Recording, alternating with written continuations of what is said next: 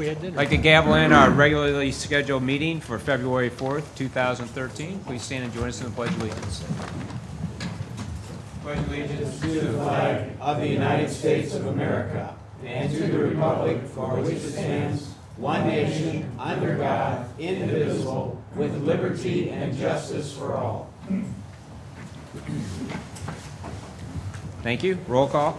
Alderwoman Saunders. Here. Alderwoman Bannister. Here. Alderman Leahy. Here. Alderman Toohey. Alderman Kramer. Present. Alderman Robertson. Here. Alderman Nguyen. Here. Alderman Harper. Here. Thank you. Next item, approval of the agenda for the regular Board of Alderman meeting for February 4th, 2013. Any changes? Motion, please. Motion to approve the agenda, sir. Second. Motion is made by Alderman Leahy, second by Alderman Nguyen to approve the agenda as submitted. All in favor say aye. Aye. All opposed, motion carries. Next item, item 4, consideration of the approval of the minutes from the January 7th, 2013 Board of Alderman meeting. Any changes? Alderwoman Saunders? Okay, I'll be on page 4, the second paragraph. After in the second line, after the word documents, insert, the board didn't have the parking lot map, and the December 12th P&Z minutes were draft minutes, and we just received the auto turn study at our seats tonight. And then, well, I'll give you a minute. And then at the end of that paragraph, after make overall spaces larger, if you would insert, Alderwoman Saunders stated, I don't think we should wrongfully delay developers or make it an arduous process to get through P&Z and the Board of Aldermen, but we have to live with this for a long time and the repercussions. Alderwoman Saunders noted this came from P&Z with a 5-3 vote. It was not unanimous. My concern is we're rushing, and I would like to have all of the final documents. And then on page 4, paragraph 4, 4, the 7th line, let's see, after 62% on the weekend, that sentence, you'd insert, Alderwoman Saunders asked Mr. Cannon to explain the auto turn study. Mr. Cannon stated that the auto turn study was prepared by someone else. And then Alderwoman Saunders asked if a fire truck could navigate the turn. Chief Jury stated that this is the first time he is seeing this study. And then go on, with his comments are fine. And then page 5. Wait, that last one. What you're putting in disagrees with the Well, sentence that's there. Okay, I didn't know whether you wanted me, because this isn't word for word, so they kind of ad lib, but if you, okay, add in, Mr. Cannon stated the auto turn was prepared by someone else. Yes. Then discussion on the auto turn and that. And then right before Fire Chief Jury, Yeah. Alderwoman Saunders asked if a fire truck could navigate the turn. Chief Jury stated this is the first time he is seeing the study. And then Correct. he goes on.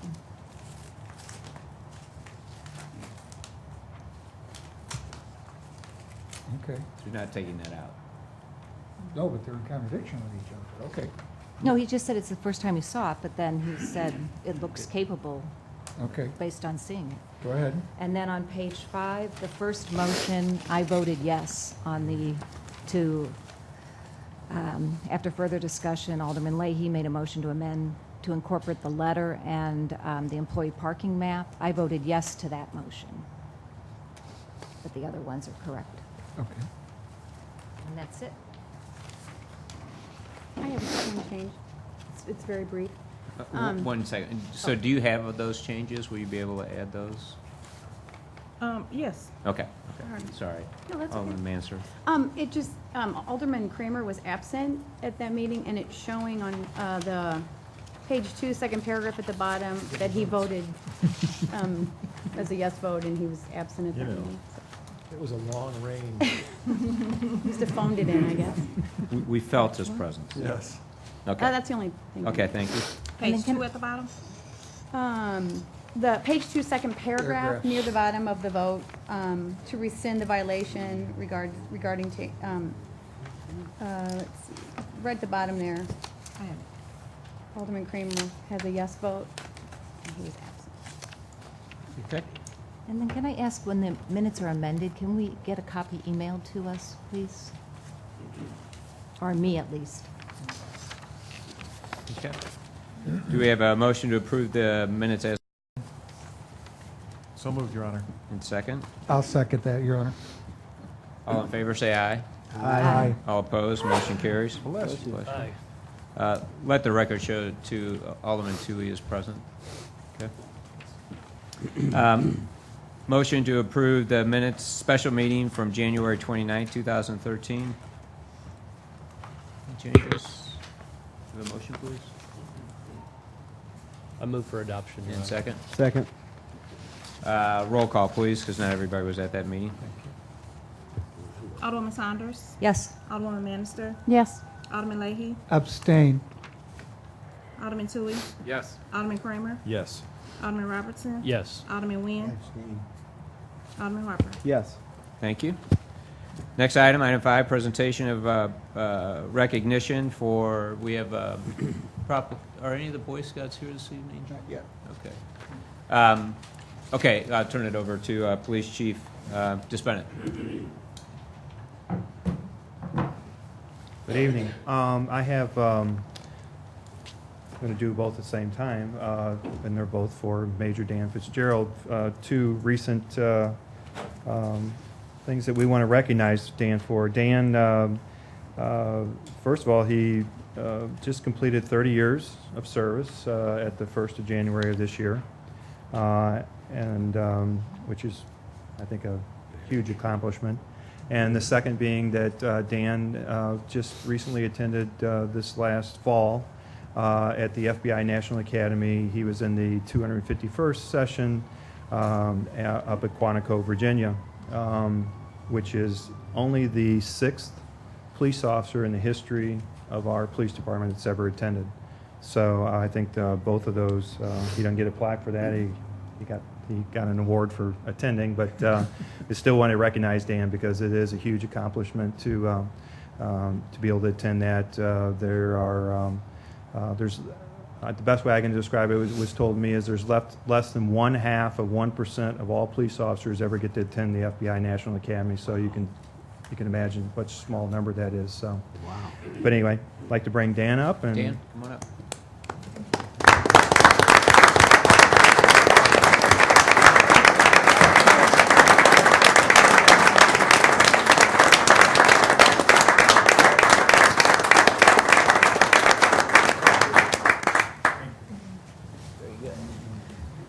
Thank you. Next item, we had some proclamations this evening for, actually 4 Boy Scouts. Is it Quinn? Is it Brasino? Yes. Jack Doheny, Andrew Dwyer, and Sean O'Neill. I don't think any of them are present this evening, so if I can have a motion to approve the proclamations. So moved, Your Honor. And all in favor, say aye. Aye. All opposed, motion carries. Thank you. And we'll get those to Alderman Leahy, who organized this, and he will get them to the We'll get a recipients. miniature program. It was for, I should say, it was for them receiving their Eagle Scout Awards. So, a great accomplishment. Thank you. Next item, item 5, public hearing. We have none this evening. Item 7, bids. We have one. The city went out to bid for asbestos identification service for executive walk apartments. We received a total of 6 bids in response. The first one was from SCI. Total bid amount was $6,400. Second was Farmer Environmental Services LLC. Total bid was $2,750. Third, Precision Analysis Inc. Total bid $5,200. Fourth was PSI. Total bid $2,625. Cytex Environmental Inc. Total bid $4,050. And the last one was NPN. Total bid was $5,700. Staff recommends that the low bid be awarded to PSI in the amount of $2,625. Okay. Thank you. Question, Your Honor. Alderman Leahy. In running the bids, is PSI, the Missouri Department of Natural Resources, certified that they'll accept their inspection as an approved inspector? Kevin, do we know the answer to that? Do you want to come up to the microphone? He's saying that that was not part of our bid packet, that they be certified My by... problem is that I understand we need this inspection Yes, to we do. get the Department of Natural Resources to allow us to do the demolition. Correct. And if they're not going to accept the inspection, we're paying for an inspection that may not get us any closer to getting the work done. Well, the bidders were on the MoDOT's qualified contractor list, so PSI PSI was not is... listed. They're not listed on that list. That's why I'm asking. Okay. I don't know the answer to that. If we go ahead with the ordinance, we can just verify that before we That they're on the initiate list. it. Right. Huh? And that they're What you approved. said, right. Okay. Alderwoman Saunders? My concern is that, once again, we're not following procedure. And I know in the packet it says in the matter of time, because the owner that donated the property wants to be able to open the pool that's near there and not have to worry about demolition during that time. But again, we're bypassing our procedure, and it seems like, just like with the fire truck, there was the 3% raise imposed, rush. There's always a rush. And now, I'm sorry, even when, excuse me, what are we doing wrong? we didn't go to Public Works with it We first couldn't go with to a Public Works. The recommendation. meeting was canceled. It was on their agenda, right? It was Public on, Works was- yeah. There, I think it was the December meeting where Right, we I didn't think have a two quorum. committee members were either sick or unavailable to attend. Right. And On the last sometimes, January public meeting? Actually, it was December. We've Yeah. had this since then. there were a number of We items that missed we put December, on but that. January's when? January 24th, the January Public Works meeting met. When was that? That was about 2 weeks ago or so? So this has been on the agenda for some time. We didn't discuss it at the January meeting. No, we didn't. No, we didn't discuss it, and I didn't see it in the packet coming forward, the city, maybe I missed. No, you it's know what I it's mean? been on, it's Yeah. been in my weekly report for the past Okay. 4 or That it- 5 weeks. Yeah. Well, yeah, and it does say that it needs to go to Public Works, and so my feeling is that you call an additional Public Works meeting, which we've done with Ways and Means. I think we've gotten in trouble when this was this a year ago, like December, when we were donated this property? Because I wasn't an elected official, but I know at that time, the documents weren't all in order. Alderman Leahy, I think you pointed them out, that the wording was wrong, and when we passed it, it was kind of, everything wasn't in order, and the documents weren't even written correctly, and you had you were worried about what the cost was going to be regarding this asbestos removal, Yes. as to whether we should even be accepting the donation of the property, and we hurriedly accepted it with having to still amend the documents because Mr. Barron had some year-end tax considerations. And once again, I find that here, we're not sure that this particular person's on the MoDOT plan, and we didn't take it to Public Works, and we're rushing it through. Well, again, I think we would verify that.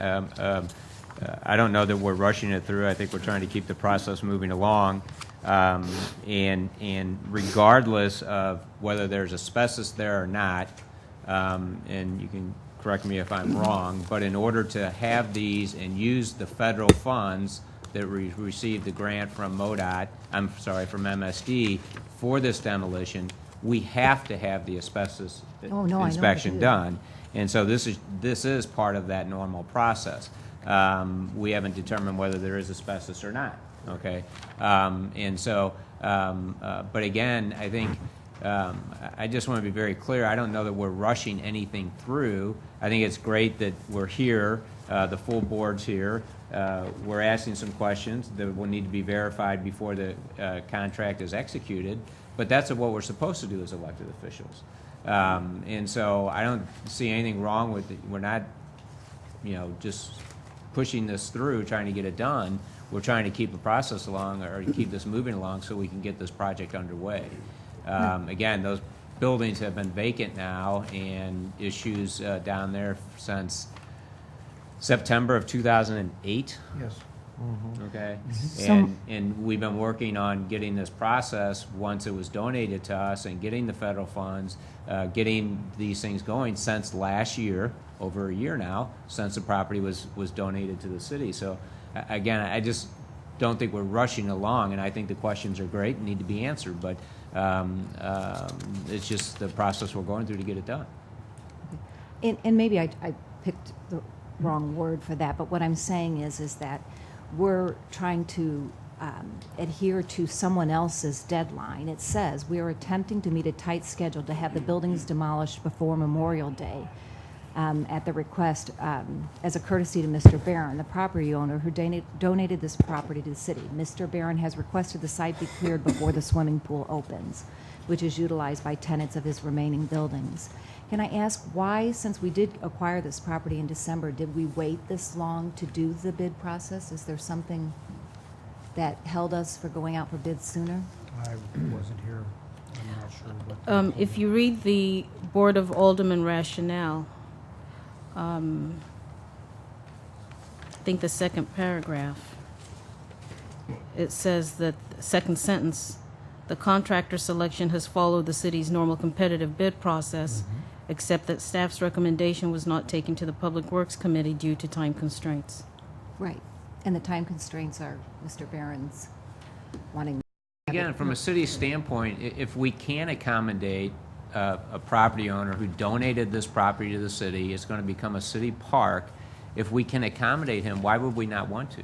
Well, no, and I am, and in this instance, I'm, leaning towards, yes, I can understand, but it happens more often than you realize that it seems like we don't follow our procedures. I mean, we have a committee there for a purpose, and, I hate to, Pat, I could go back and I could look for instances, but I just feel like we should follow, the procedures are in there for a reason, and possibly Andy would have brought up the PSI, and now when it's coming here to the board for the full vote, we could have already selected the other bidder. I mean, I'm not sure we've researched, we have their bids, how we decided. Why is there such a big difference in the bids? 2 of them are in the 27, but most of them are 5,200 and 6,400. Is there a reason? That makes me a little bit nervous. Do we look into that kind of thing, or we just accept Well, again, if the they're bid? preferred bidders and if they're approved bidders on, I guess, MoDOT's list is who we were looking at, they are verified by them to be approved for these types of work.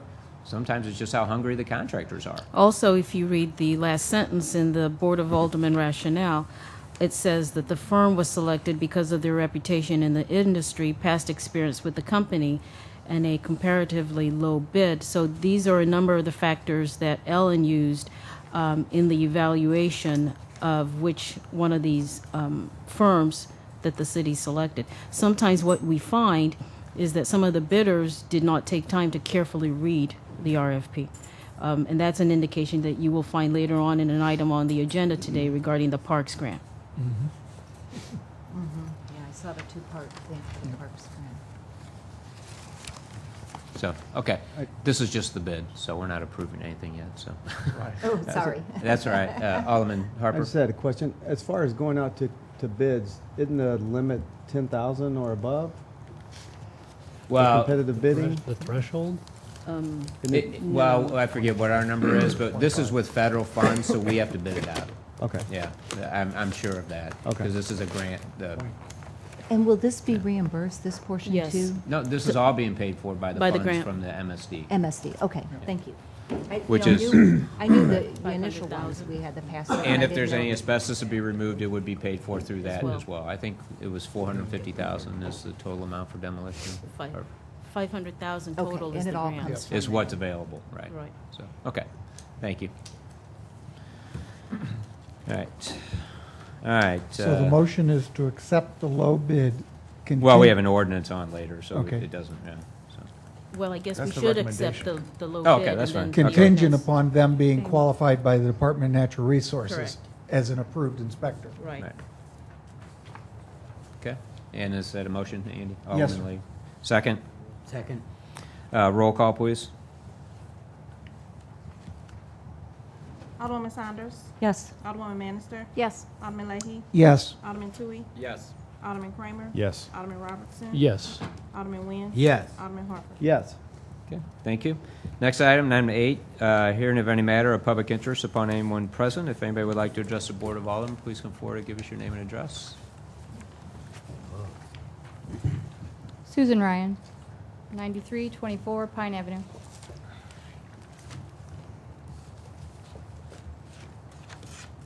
I think what Maureen was saying works in well with what I'm about to say.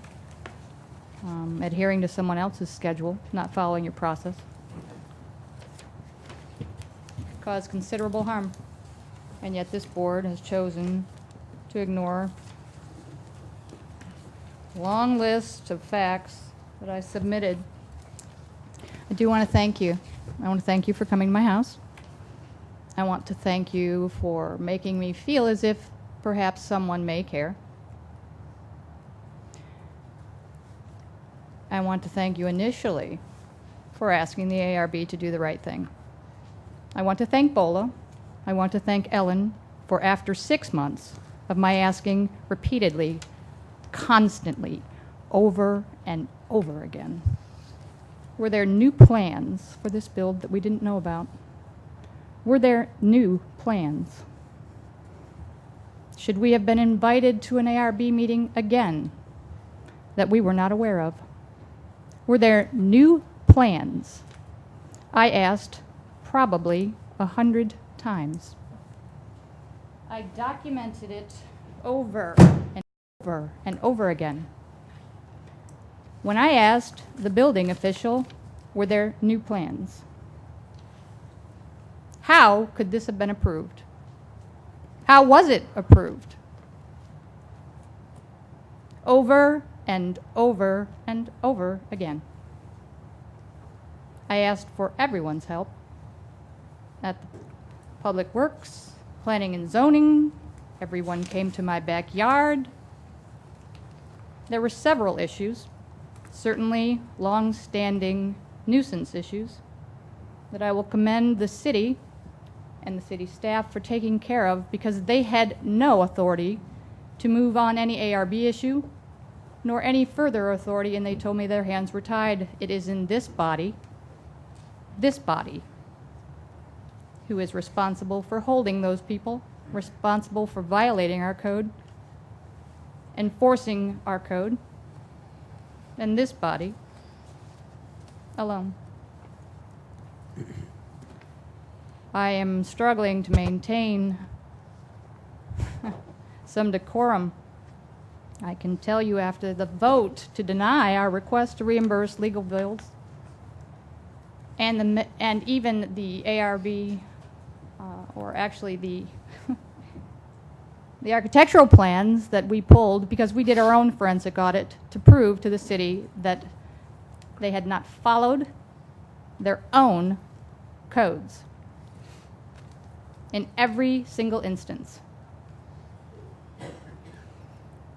Maureen can attest that the moment I found out, I became Flacco on the phone to her. I screamed that this had better not have been a political infighting, because the vote was split between those individuals on one side, it appears, and those on another. And it's over and over. I asked for your help. We had an issue with the size. I appreciate that the city did step up, and all of you as well, to hold the ARB responsible. I'm going to come back to you and ask that you hold the ARB responsible on the back end. Someone else needs to be involved in the enforcement versus potentially those who gave the approval on the front end without following process and procedure. I had an alderman stand in my backyard, and he told me, who did they know to get this through? I said, I don't understand what that means. It's right and it's wrong. My husband and I didn't hire a lawyer to sue anyone. We hired a lawyer with ARB experience because we did not understand what we had been thrown into. We had asked for 6 months. Were there new plans? Were there new plans? Should we have known anything? Were there new plans?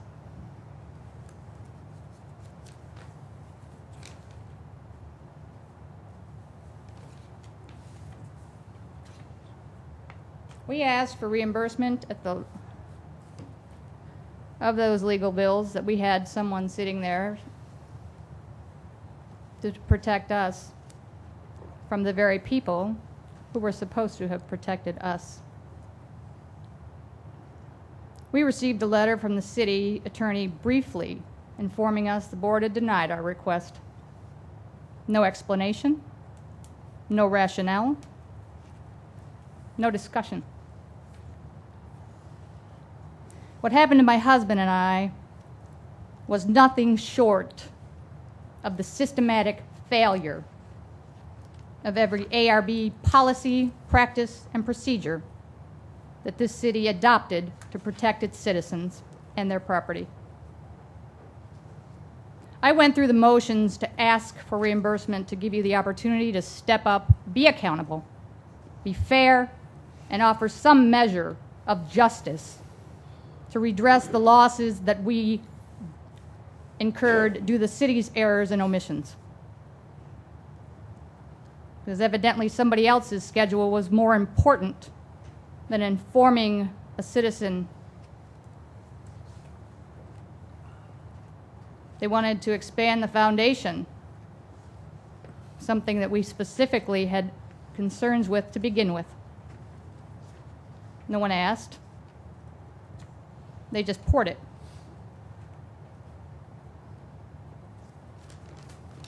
I have the city's build inspection report that gives Bob Kurtz's approval to pour it. I have our code that says he's not allowed to do that. I have the minutes saying in a December planning, or what is it, Public Works meeting, that the building official pointed out that the ARB voted for it and the citizens had done everything that they were supposed to within the guidelines that existed that day. Nothing could be further from the truth. Nothing.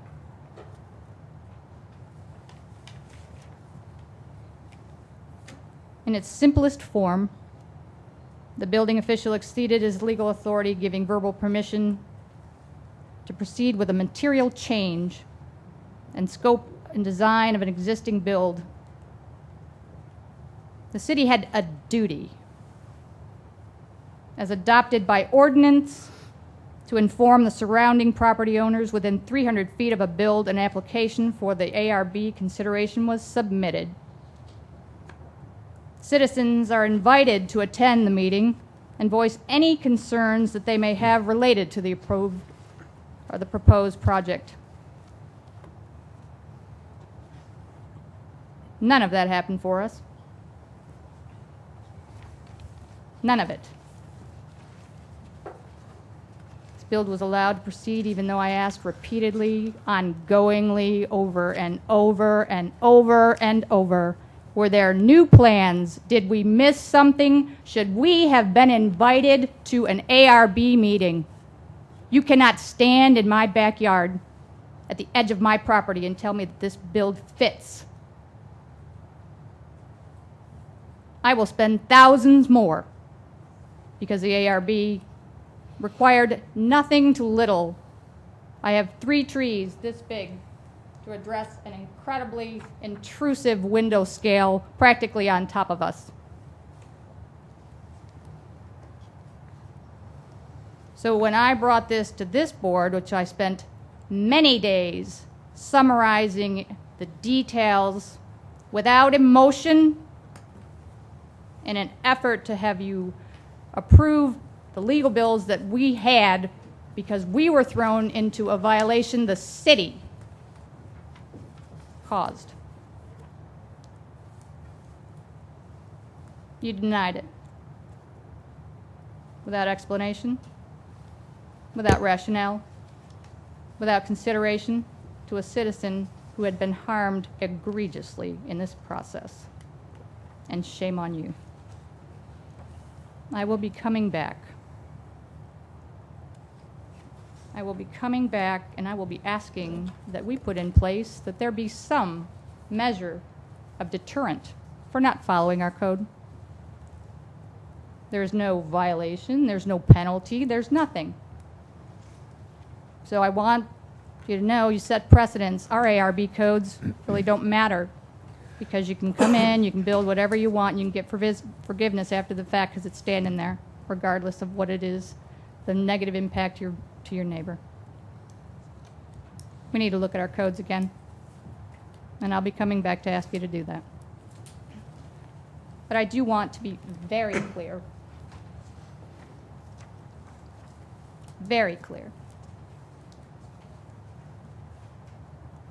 that once I finally proved and got it out that there were new plans, the city found new plans, I want to be very clear that the city staff tried their best to help us. It is the legislative body in the ARB who did not.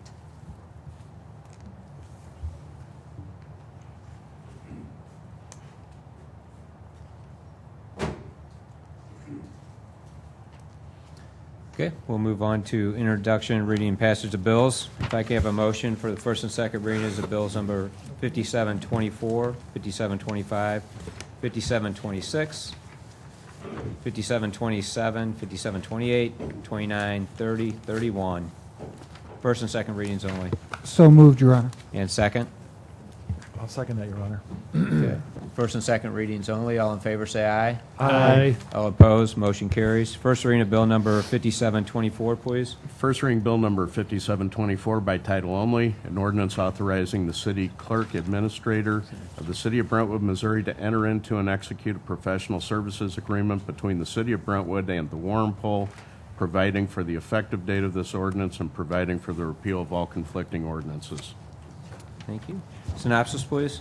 Yes, Your Honor. Bill 5724 is one for an ordinance authorizing the city clerk administrator of the city of Brentwood to enter into and execute a professional services agreement between the city of Brentwood and the Warren Poll for a citizen community center survey. Total cost of the survey, $11,800, which will be funded through the Parks and Recreation budget. This item was reviewed and recommended for approval by the Public Works Committee. Thank you. Any questions? Alderwoman Saunders.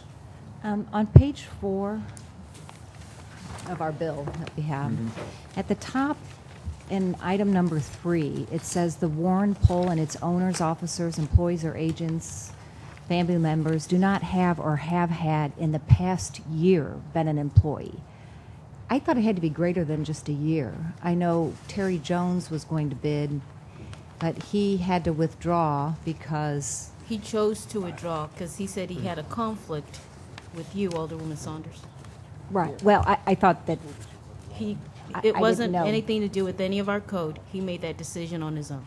Oh, okay. Well, I misunderstood that because he was married to my mother-in-law 15 years ago and, you know, didn't adopt my son, my husband or anything like that. So, but that's why just a year. We need to check into that. I mean, I would have thought that the bid would have not said that. Typically, we ask that they disclose if there's a immediate relative that works for the city. That's probably out of state statute, the time frame. Frank, do you have a comment? I don't have it in front of me, but I believe that is on the state statute Right. for the conflict. Oh, Right. it is? Yeah. Okay. Well, if you could verify that for me, that would be great. And then on page 8, when we're talking about the 450 to 500, when we were at the meeting, I didn't even think he thought a 95% was accurate, but I know he did say that he would go up probably even to making 600 calls because he said to make it statistically more valid. Yes. I mean, it wasn't in his bid, but he did say that in the meeting that we were at.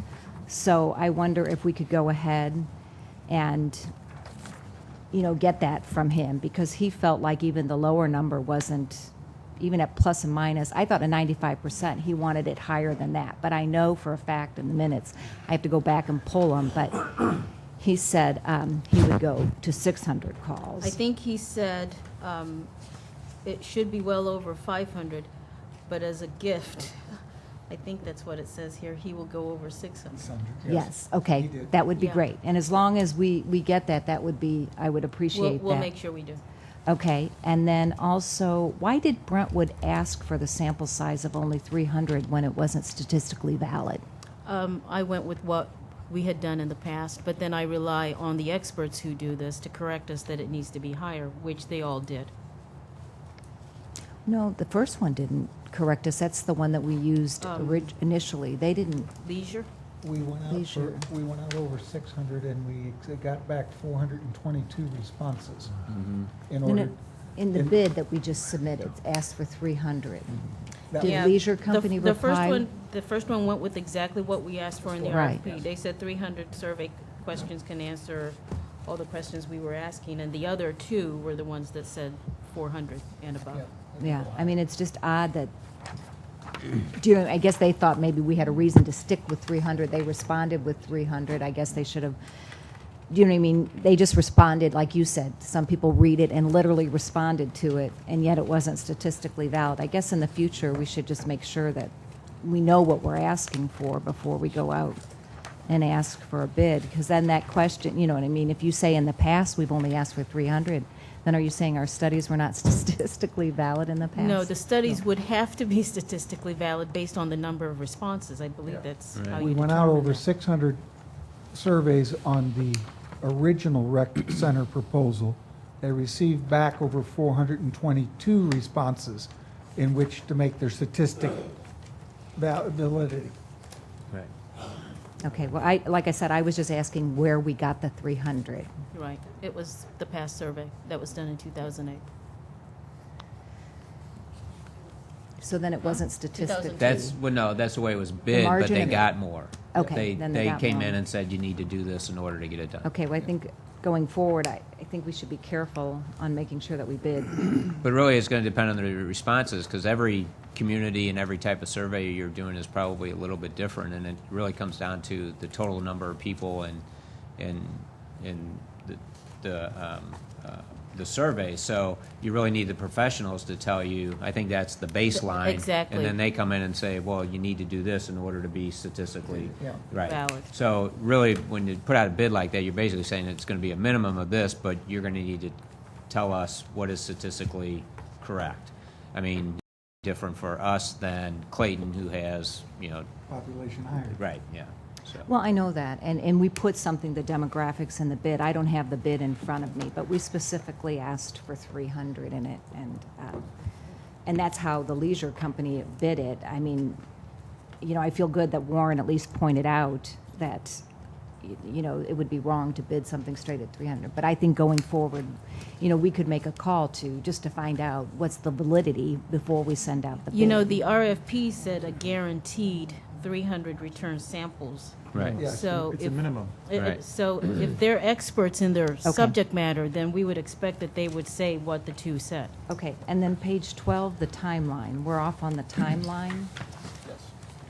So I just want to make sure that when are we planning this meeting with him, and when will we submit our questions, and when will we work on the actual survey? We're waiting for tonight and the approval. Okay. And then the next step is to meet with Dr. Warren and schedule a meeting, one subject matter only meeting with Public Works, because it involves a lot of work, so that you all are able to convey to him the kind of answers you want so he can develop the questions. Okay. And then at that meeting, we'll come up with the timeline and I just go don't from want to there. miss, do you know what I mean? Like you didn't submit your concerns in time or what have No, you, so. it'll be in my weekly report, so Okay. everyone can submit a All right, answer thank a you. question.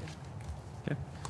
Second reading, please. Oh, I'm sorry, Alderman Kramer. That's all right, Your Honor. Just No, a I'm real sorry. quick comment, and that was that I was able to attend the meeting where the presentations were made, and I was very impressed with the Warren Poll presentation, and I'm excited for them to do the work for the city. Good, thank you. Second reading, please. Second reading, Bill Number 5724 by title only, an ordinance authorizing the city clerk administrator of the city of Brentwood, Missouri to enter into and execute a professional services agreement between the city of Brentwood and the Warren Poll, providing for the effective date of this ordinance and providing for the repeal of all conflicting ordinances. Okay, thank you. Any other questions? No, Your Honor, I move for adoption. Second? Motion was made by Alderman Robertson, second by Alderman Nguyen.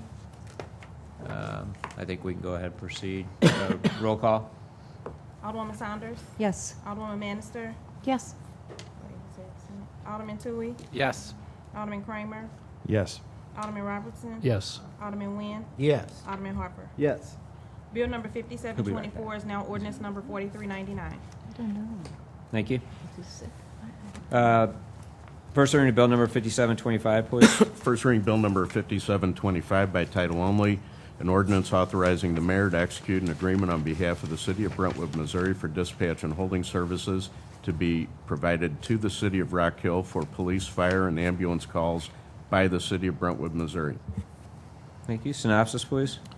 Your Honor, Bill 5725 is one that authorizes an ordinance which allows the mayor to execute an agreement on behalf of the city of Brentwood, Missouri, that for dispatch and holding services to be provided to the city of Rock Hill for police, fire, and ambulance calls by the city of Brentwood.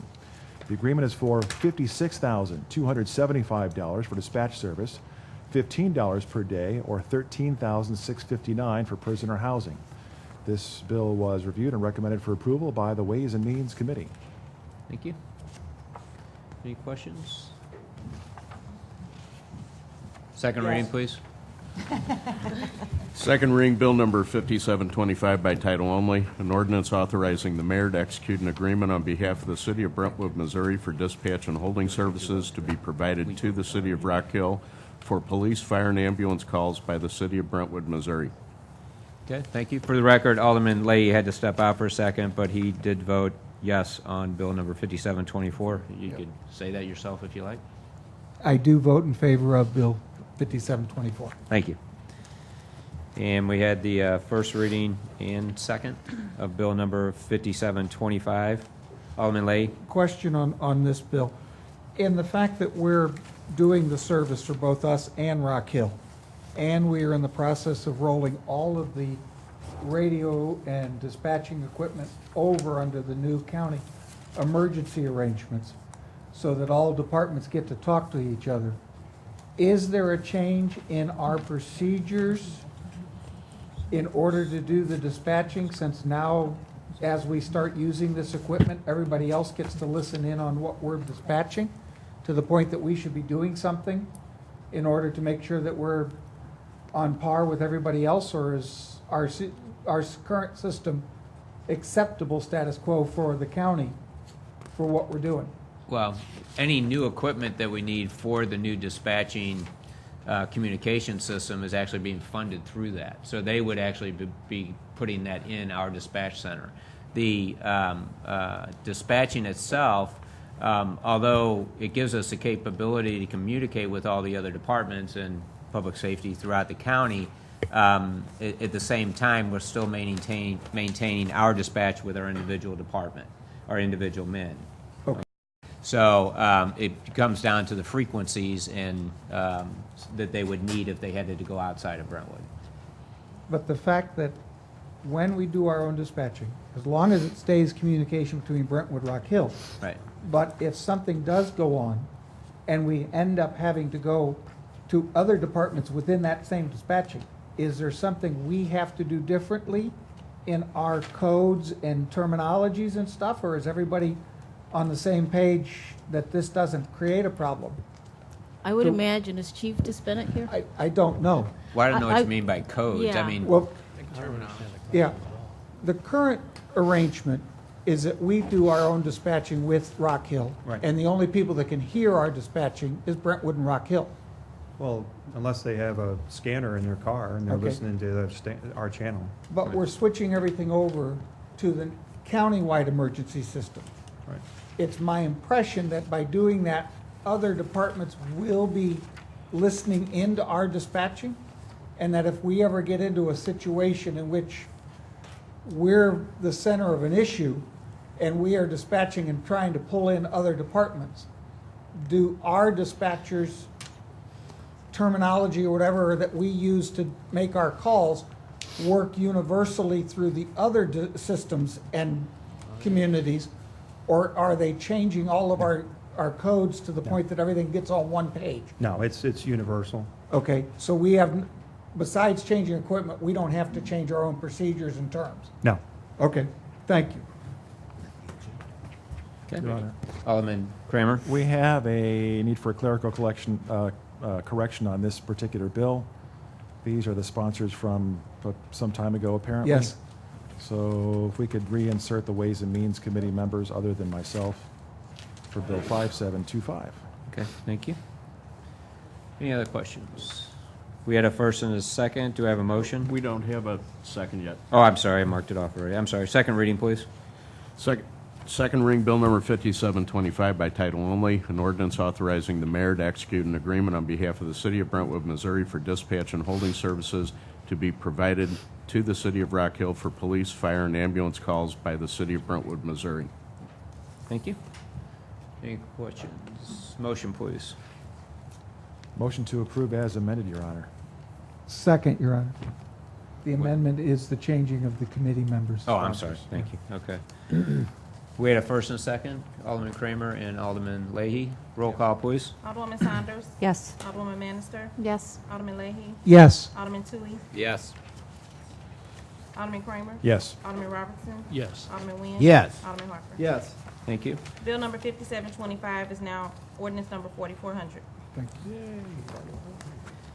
First reading bill number 5726, please. First reading bill number 5726 by title only, an ordinance of the city of Brentwood, Missouri authorizing the mayor to enter into and execute the attached user agreement for subscriber radios with St. Louis County Emergency Communications Commission and providing for the effective date of this ordinance. Thank you. Synopsis, please. Yes, Your Honor. This is more along the lines of the topic we've been discussing. Bill 5726 is a bill that authorizes an ordinance for the mayor to enter into and execute a user agreement for subscriber radios, mobile and portable radios, with St. Louis County Emergency Communications Commission, the ECC. These radios will be distributed to public safety and local government agencies within St. Louis County. This request is to reapprove the ordinance as it reflects changes made by the ECC, namely correcting the ordinance number, the inclusion of a sovereign immunity clause in Section 13 that was requested by the municipal attorneys, and a list of individual radio allocations for police and fire departments. This was reviewed and recommended for approval by the Public Safety Committee. Thank you. Second reading, please. Second reading bill number 5726 by title only, an ordinance of the city of Brentwood, Missouri authorizing the mayor to enter into and execute the attached user agreement for subscriber radios with St. Louis County Emergency Communications Commission and providing for the effective date of this ordinance. Thank you. Motion, please. So moved. And second. Second, Your Honor. Motion was made by Alderman Nguyen, second by Alderman Leahy. Roll call, please. Alderwoman Saunders. Yes. Alderwoman Bannister. Yes. Alderman Leahy. Yes. Alderman Tui. Yes. Alderman Kramer. Yes. Alderman Robertson. Yes. Alderman Nguyen. Yes. Alderman Harper. Yes. Bill number 5726 is now ordinance number 4401. Thank you. First reading, bill number 5727, please. First reading bill number 5727 by title only, an ordinance reaffirming the gross receipts tax to be imposed upon electric corporations conducting business within the city of Brentwood, Missouri, and matters relating thereto, and providing for the effective date of this ordinance. Thank you. Synopsis. Your Honor, Bill 5727 is a bill authorizing an ordinance that reaffirms the gross receipts tax to be imposed on electric corporations conducting business within the city of Brentwood. This does not affect residential. The city currently receives revenues based on Ameren's gross receipts for electrical service multiplied by 7 1/2 for non-domestic usage and 0% for domestic usage. On December 27, 2012, Ameren, Missouri was approved for a rate increase of 10.05%. Revised Missouri Statute 393.275 says that the tariff increases approved by the Public Service Commission that are above 7% require municipal utilities to roll back their gross receipts tax rate on the utility or approve an ordinance to maintain the current utility tax rate if they pass an ordinance maintaining the current rate within 60 days of the rate increase. This bill was recommended for approval by the Ways and Means Committee. Thank you. Any questions? Second reading, please. Second reading bill number 5727 by title only, an ordinance reaffirming the gross receipts tax to be imposed upon electric corporations conducting business within the city of Brentwood, Missouri, and matters relating thereto, and providing for the effective date of this ordinance. Thank you. Your Honor. Yes, Alderman Kramer. You perhaps would be the perfect person to point out that this maneuver will allow us to capture some increase in revenues while keeping the tax rate the same. I couldn't have said it better Okay. myself. No, that's fine. No, exactly. Because of the rate increase that was allowed by the rate commission, if we didn't take this action, we would have to roll back our current percentage back down so that we're recouping the same amount as before. But now we'll be able to benefit from that increase. So, and again, as you pointed out in the synopsis, which is an important factor, is this is only on our commercial businesses. We don't charge a utility tax to our residents. So, okay. I'm sorry, Alderwoman Saunders. And yes, and at the Ways and Means meeting, I had pointed out too, though, that, you know, we would roll it back if our coffers were better, because we want to tell our, you know, our commercial residents too that, you know, we appreciate them, but this isn't the time right now to roll back their tax rate because we need to build our reserves. But if our reserves were substantial, then we would, because just like with our residents, you know, we appreciate their business and their taxes too. Right, absolutely. And again, you can always roll it back, but if we didn't take this option now, we would not be able to increase it. So. Okay. All right. Do we have a motion? And a second? No. Motion to Motion. approve as submitted, Your Honor. And second? Second, your, Motion's, No, other hand. motion's made by Alderman Kramer, second by Alderman Leahy. Roll call, please. Alderwoman Saunders. Yes. Alderwoman Bannister. Yes. Alderman Leahy. yes. Alderman Toohey. Yes. Alderman Kramer. Yes. Alderman Robertson. Yes. Alderman Nguyen. Yes. Alderman Harper. No. Thank you. Bill number 5727 is now ordinance number 4402. First reading, Bill number 5728. First reading, Bill number 5728 by title only, an ordinance authorizing the mayor of the city of Brentwood, Missouri to enter into and execute a professional agreement with PSI Inc. for asbestos survey services and providing for the effective date of this ordinance. Thank you. Synopsis, please. Yes, Your Honor. The subject of earlier discussion, Bill 5728, is a bill for an ordinance to authorize the mayor of our city of Brentwood to enter into and execute a professional services agreement with PSI and the city of Brentwood for asbestos survey services. Identifying whether asbestos is present in the buildings is the next step in the city's project to demolish 8 buildings that previously made up a portion of the Executive Walk Apartments. That property was donated to the city in 2011. Thank you. Any questions? We will verify. I just before- wanted to bring up what Alderman Leahy said before. If Yeah. you were to look at page 2 of their proposal, it says, I think it's the 4th paragraph. Yeah, It says that PSI will provide an EPA-accredited asbestos inspector. correct, but. But you're it's- still saying it has to be a Missouri. Missouri Department of Natural Resources Resources is the one approved. that has to approve the inspection. And if they don't recognize them, all the effort in the world may not get us one step So closer. you've gone online and determined they're not No, they're You're just just not on the speculating. they MoDOT weren't list. on the MoDOT list. the Missouri Department of Natural Resources list of Okay. approved inspectors. That's where we started when we mailed things. Thus, they must have picked it up as a legal notice saying, I'd like to apply. Okay, Okay. Well, we will verify that before executing the contract. right. Your Honor. Alderman Kramer? Just for clarification purposes within the synopsis, PSI, Professional Services Industries Incorporated on Olive Street Road. Okay. Yes. Thank you. Alderman Saunders? On page 3 of 8, that top paragraph that they have underlined, although PSI shall make an attempt to identify all areas of ACM, an exhaustive investigation of void spaces is not included in the scope of services for this project. Why are we not including an exhaustive investigation? I would imagine that's some of their terminology that they would normally use. Kevin, do you have any idea, or? You have to come to the microphone. Kevin? I'm sorry, Kevin, you'd have to come up to the microphone.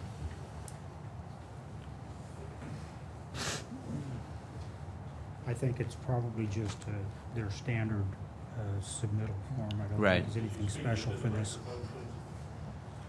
Yes, I think it's just their standard form and nothing special about this.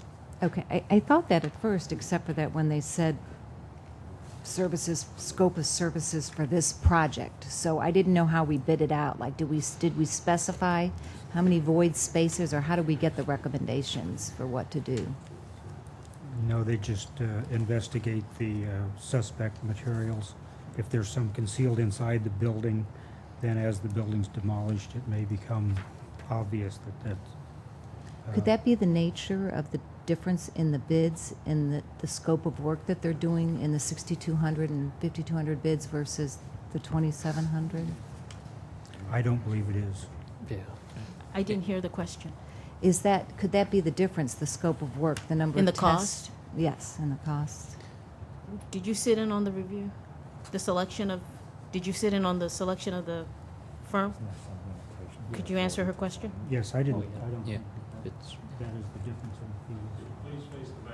And I would think, I mean, obviously Ellen's not here to Right. answer this question, but I'm sure that this had to be put out a certain way, again, because we're dealing with federal funds as far as the bid Yes. terminology and what their scope was. And I think then that will be reaffirmed by the fact that they are either are or are not an approved vendor for this type of work with respect to DNR. I would think that they will be, or else they wouldn't be bidding on these kinds of projects Right. in the state of Missouri. The request for proposal says, as part of this project, the city of Brentwood must procure a Missouri Department of Natural Resources licensed asbestos inspector to complete asbestos inspection and Right. provide a report on the findings for these 8 structures. Then we go on to say the bid should include a unit price for the structure. Right. So, yeah. Okay. Thanks, Kevin. Okay. We have second reading, please. Second reading, Bill Number 5728 by title only, an ordinance authorizing the mayor of the city of Brentwood, Missouri to enter into and execute a professional agreement with PSI, Inc. for asbestos survey services and providing for the effective date of this ordinance. You have a motion, please? Your Honor, I move for adoption of this bill. Second? Second. Motion was made by Alderman Robertson, second by Alderman Nguyen. Roll call, please. Alderwoman Saunders. No. Alderwoman Bannister. Yes. Alderman Leahy. Yes. Alderman Tui. Yes. Alderman Kramer. Yes. Alderman Robertson. Yes. Alderman Nguyen. Yes. Alderman Harper. Yes. Bill number 5728 is now ordinance number 4403. Thank you. Your Honor. Alderman Kramer. We may want to point out that remind everyone, the eventual plan for this is to have it to become a park. Right. Usable for the residents. Yep. First reading of bill number 5729, please. First reading, Bill Number 5729 by title only, an ordinance authorizing the city administrator to execute an agreement with Liquid Gas for service line abatement and providing for the effective date of this ordinance. Thank you. Synopsis, please. Your Honor, Bill 5729 authorizes an ordinance with the city administrator of the city of Brentwood to enter into an agreement with Liquid Gas for service line abatement in preparation for demolition of the 8 buildings that previously made up the Executive Walk Apartments. Those were donated to the city in 2011. There are 6 known service line connections at this location, but Liquid Gas maps show the possibility of an additional service line connection that cannot be verified until the service connections are actually abandoned. Okay, thank you. Alderman Leahy. In working this thing through, none of the connections that we're talking about disconnecting feed into the other remaining occupied buildings. They're on their own lines. I think so. Yeah. Yes. I would- Thank you. Okay. Second reading, please. Second reading, Bill Number 5729 by title only, an ordinance authorizing the city administrator to execute an agreement with Liquid Gas for service line abatement and providing for the effective date of this ordinance. Thank you. Motion, please. Motion to approve, I'm sorry, Your Go ahead. Honor, No, Bill go. 5729 into ordinance form. And second. Second. Thank you. Motion is made by Alderman Kramer, second by Alderman Harper. Roll call, please. Alderwoman Saunders. Yes. Alderwoman Bannister. Yes. Alderman Leahy. Yes. Alderman Tui. Yes. Alderman Kramer. Yes. Alderman Robertson. Yes. Alderman Nguyen. Yes. Alderman Harper. Yes. Bill number 5729 is now ordinance number 4404. Thank you. First reading of Bill number 5730, please. First reading Bill number 5730 by title only, an ordinance authorizing the city administrator to execute an agreement with Charter Communications for abatement services and providing for the effective date of this ordinance. Thank you. Synopsis, please. Yes, Your Honor. Bill 5730 provides for an ordinance authorizing City Administrator of Brentwood to enter into an agreement with Charter Communications that for utility abatement and preparation for the demolition of the 8 buildings that previously made up the Executive Walk Apartments. Those were donated to the city in 2011. Charter has explained from their portion that in addition to the standard cable lines, they have a signal amplifier inside one of the buildings that will need to be relocated. Thank you. Your Alderman Honor. Kramer. I'm sorry, Alderman Leahy. Thank you. The question I have is on the relocation of this amplifier. The only reason it's being relocated is because they need it to maintain the active service in the other buildings. Correct. I don't believe this is a fee that the city of Brentwood should pick up on. I agree that we should terminate the service in the buildings that we want to take down, but if Mr. Barron's group needs to have charter service into their facilities, he's going to have to contract to put that in there. I don't think the residents of the city of Brentwood should pay to move the connection over so that his group gets cable. Well, again, my feeling would be the fact that, Mr. Barron donated this property to the city of Brentwood. If this is an eligible cost, the relocation of that as part of the grant, then the federal funds are paying for this project, then I think it would be an appropriate expense for the city to do. And I think it is an eligible cost because the fact that the demolition of the building is requiring it to be moved. That's my take. So. It's not the city of Brentwood that's paying for it, as the mayor said. It is a MSD. But my grant. problem is you're moving, the Executive Walk Apartments have cable as part of their attractive package for running their apartment complex. They donated property to us. They need to move this piece of equipment to maintain their cable service for their remaining buildings. For the city of Brentwood to pay to move this facility to keep their cable service in place shouldn't be our responsibility. No, I disagree with that. The only reason he has to relocate is because they gave us the buildings to tear down. Why would we penalize him for that? I'm not penalizing Well, him. you are. In his donation, he took full tax value for his donation to work through. In this effort of donating the property because he could not get the state of Missouri to buy out the flood buyout property, you've picked up the cost of doing the That's extra. what we're doing. The limit is we're adding more fees to this thing and it benefits the property owner. It shouldn't be in our responsibility for paying to reconnect the service somewhere else. If he wants cable, they should pay to establish cable in their buildings. This Not- is a flood buyout. This is flood buyout funds that are purchasing this building and relocating. Only because MSD agreed to use the money towards that way. The state of Missouri did not agree to buy out these properties. That's why he donated the property Why to would the the state of state of Mis- to the Missouri- city of Brentwood. They are the agent that controls those funds, but I'm pretty sure this went through the state process for a flood buyout. It did. Yes. How much money are we talking about? $2,800. $2,700. Yeah, $2,700. it's a minuscule amount. Right. Okay. All right. Well, we have your opinion. Yes, sir. Right. Thank okay. you for We the- have second reading, please.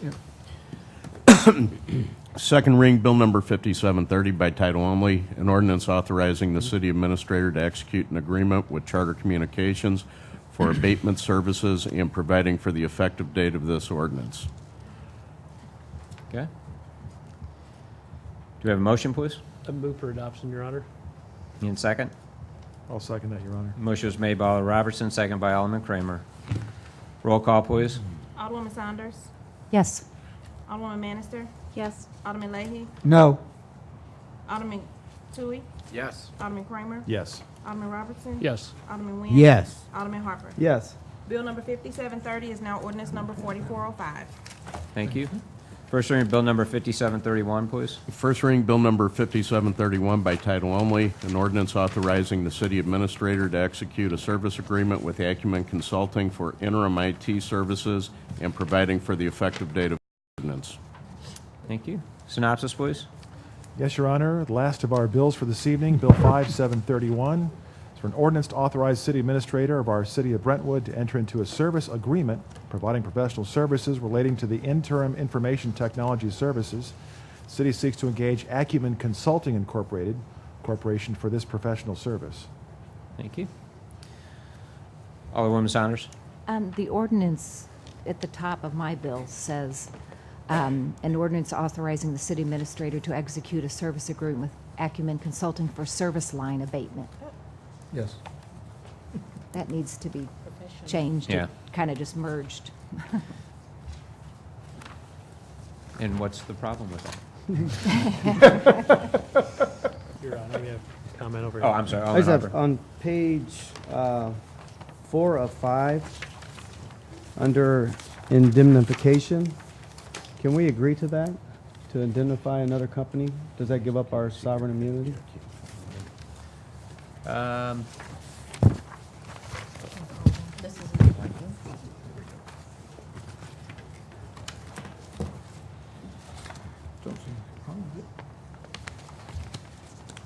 This says indemnification. Really what it says is it's a remedy if we default under the agreement. We're not indemnifying for any acts that we would otherwise be immune from.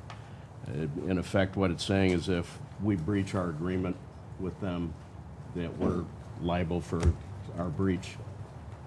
Unlike a lot of construction So it's not if contracts. they do something that we're saying, like if they fail to, Right. or if they do something and we end up getting sued because of it. If we indemnify them, then they're covered under, No, this only indemnifies for our acts as a result of a breach by client. We are the client. If in fact they were to do something negligent, they would be responsible for their negligence. We would not be responsible for their negligence. so you're saying under this, we're the client, but it says client agrees to indemnify and hold company harmless from any cost, demands, claims, damages, losses, da-da-da-da-da. So they're saying we agree to indemnify them, which I don't believe we're authorized to do. For any breach committed by us.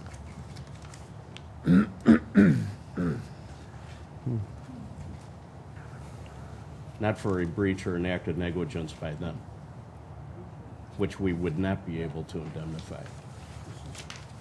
Okay. Okay. Is that a little clearer?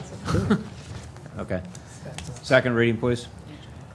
Second reading, Bill number 5730 by title only, or 5731 by title only, an ordinance authorizing the city administrator to execute a service agreement with Acumen Consulting for interim IT services and providing for the effective date of this ordinance. Thank you. Okay. Motion. Motion to approve 5731 into ordinance form, sir. And second? I'll second that, Your Honor. Motion is made by Alderman Lay, seconded by Alderman Kramer. Roll call, please. Is it as amended or is it? Yes, I'm sorry. I'm sorry. As As amended. amended. Yes, Okay. thank you. Thank you. Alderwoman Saunders. Yes. Alderwoman Manister. Yes. Alderman Leahy. Yes. Alderman Tui. Yes. Alderman Kramer. Yes. Alderman Robertson. Yes. Alderman Nguyen. Yes. Alderman Harper. Yes. Bill number 5731 is now ordinance number 4406. Thank you.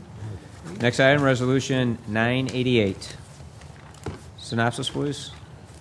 Your Honor, this Resolution 988 is a resolution that authorizes our city administrator to apply for planning grant from the Municipal Parks Grant Commission to update the Parks and Recreation Master Plan. The updated master plan will be used in conjunction with the Brentwood Comprehensive Plan, which was formed in 2006 and I believe adopted in 2007.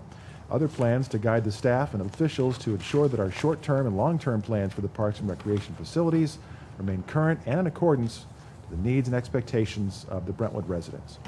Great. Thank you. Any questions? Okay, do I have a motion? Motion to approve resolution 988. I do have a comment. And second? Oh. Is there a second? Second that, Your Honor. Thank you. No, Alderwoman Saunders. seconded. Again, my comment with this is I know we're going to start working on the master plan and hasn't been updated in a long time, but think that we should be moving the comprehensive plan at the same time with this. Do you know what I That's mean? the plan. And I know we didn't budget for it, though, Right. but I'm hoping maybe with if we could find the outcome of gross amount, what did we end up giving in raises, too, to see, what extra money we got. I'm not talking about individuals. Do you know what I mean? We knew the pot was 197. How much of that did we not expend, Right, we're or did we supposed to save? submit a memo providing an update to Ways and Means. Oh, okay, thank you. So anyway, hopefully, like I said, the comprehensive plan, because it has to all be done. Do you know what I mean? If we look at the Parks and Rec Department or separately, it's like, how does This it does fit? not go into effect until 2014. Okay, thank you. And this is really a grant program administered by St. Louis County Parks, is it Commission or? But in order to help municipalities have a plan and update their plan, like for us, really for when they apply for park grants through the county. Right. That make sure that you comply with what they need in order to approve a grant, which again, we were very successful this year in acquiring, but we want to make sure we keep that up to date, so. Okay.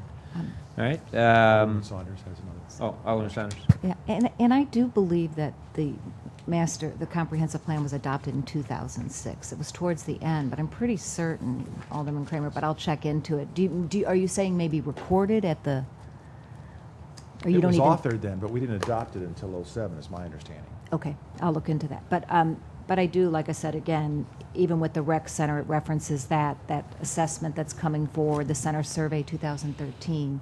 How it's going to fit in the overall plan is critical part of that. So I think we should adhere to what we said in that document and update it accordingly. Okay. All in favor of approving Resolution 988, say aye. Aye. All opposed, motion carries. Your Honor. Resolution 989. Sorry. I'm sorry. Just as long as everybody's okay with it, a couple of clerical repairs on the whereas clauses for the final resolution when it's published. Okay. Second and third whereas. Everybody okay with that Yes, change? I can, yes. Okay. We're missing a couple E's. Okay. Oh, okay. Thank you. Uh-huh. Spelling. Resolution 989, please. Your Honor, Resolution 989 authorizes the City Administrator of Brentwood to apply for a Surface Transportation Grant and Congestion Mitigation and Air Quality Program, CMAQ. It's sponsored by East-West Gateway Council of Governments. Improvements to the portion of Manchester Road located within the Brentwood city limits west of Hanley to Brentwood would bring much-needed pedestrian improvements to an area that experiences a heavy volume of pedestrian traffic. Approximately $35 to $45 million is currently available in Missouri for programming in fiscal year 2015, 2016, and 2017. Those STP-S funds can be used for projects such as pavement preservation, bridges, highway expansion, congestion mitigation, safety, environmental mitigation, transit and pedestrian facilities, and others. Eligible activities include resurfacing, road reconstruction, bridge rehabilitation, reconstruction, new road and bridge, intersection improvements, safety improvements, improvements to curb ramps and sidewalks in order to comply with American with Disabilities Act, and new construction of sidewalks, transit vehicles, and those acquisitions in the state of Missouri. Thank you. Any question? Alderman Saunders? Well, first of all, we have two of these, that 990, which will come up next, restates Manchester Road instead of Hanley Industrial. We replaced that. Oh, okay. Okay, I didn't have it in my copy. But what I wanted to ask is this didn't go before Ways and Means. And in the past, and I may not understand this particular grant, but we've had it where there's the grant that comes forward, and then we're going to have to end up pledging 20%. It may not be in this current year, but it may be a year. But we had this last year, especially like with Resolution 990, where Rob Goldterman said they're willing to contribute part of the cost to that. My concern is that we don't know the dollar amounts, and that issue that came up last year is if we go ahead and submit an application for a grant, Ellen said it's not in good form to then not accept the grant. We will So know do the we know- dollar amount before we submit it. CBB has submitted a scope of work, and they are going to the two sites to help us come up with an estimated cost for the project. What this also requires, in addition to this resolution, would be a letter of commitment from the city indicating that the Board of Aldermen support this, and that with the application, the city would have to make a check available of 1% of the federal funding amount, which was the same discussion we had, I believe, last year, spring, on the Hanley Right, 'cause Industrial I just, one. So you that would know, be at this separate. point in time, No, it'll be, in addition, it'll be part of the entire application packet that we submit. so why are we doing this in this part without having the full application This is before the us? only meeting this month, and the scope of work is still, the work is still ongoing. When we have a dollar amount, we will communicate that to the board. But will we have already adopted it prior to having the dollar amount? We believe that the cost would be approximately $800,000, of which 20% would be the city's contribution. That's an estimated amount, Over a 3-year period. over a 3-year period, Yeah, which is like these are our the- other STP right, projects. Yeah. So, okay. Do I have a motion? Motion to approve as submitted, Your Honor, Resolution 989. Thank you. Oh, Saunders? Again, I have trouble, we're not following our procedures, and this didn't even go to Ways and Means, and it did in the last time that we did this. We have the ongoing Rose, Litzinger, those grant studies. I mean, the grant money is good, do you know what I mean? But it's kind of like, too, when you go shopping, just because you're getting, you know, a discount or a lot of money, you know what I mean? You can't, without knowing the dollar amount, I don't see how we can move forward this and make sure we know what we have pledged in what years moving This forward. went to Public Works Committee, and But it comes for us for the, What you're doing, Finance. what you're doing here is saying, Board of Aldermen, is this something that's worth going after? The board is making a decision, yes or no, to staff, go ahead and write a proposal and submit a grant. If we were to say no, then they wouldn't waste, it would work the time to pull the grant together.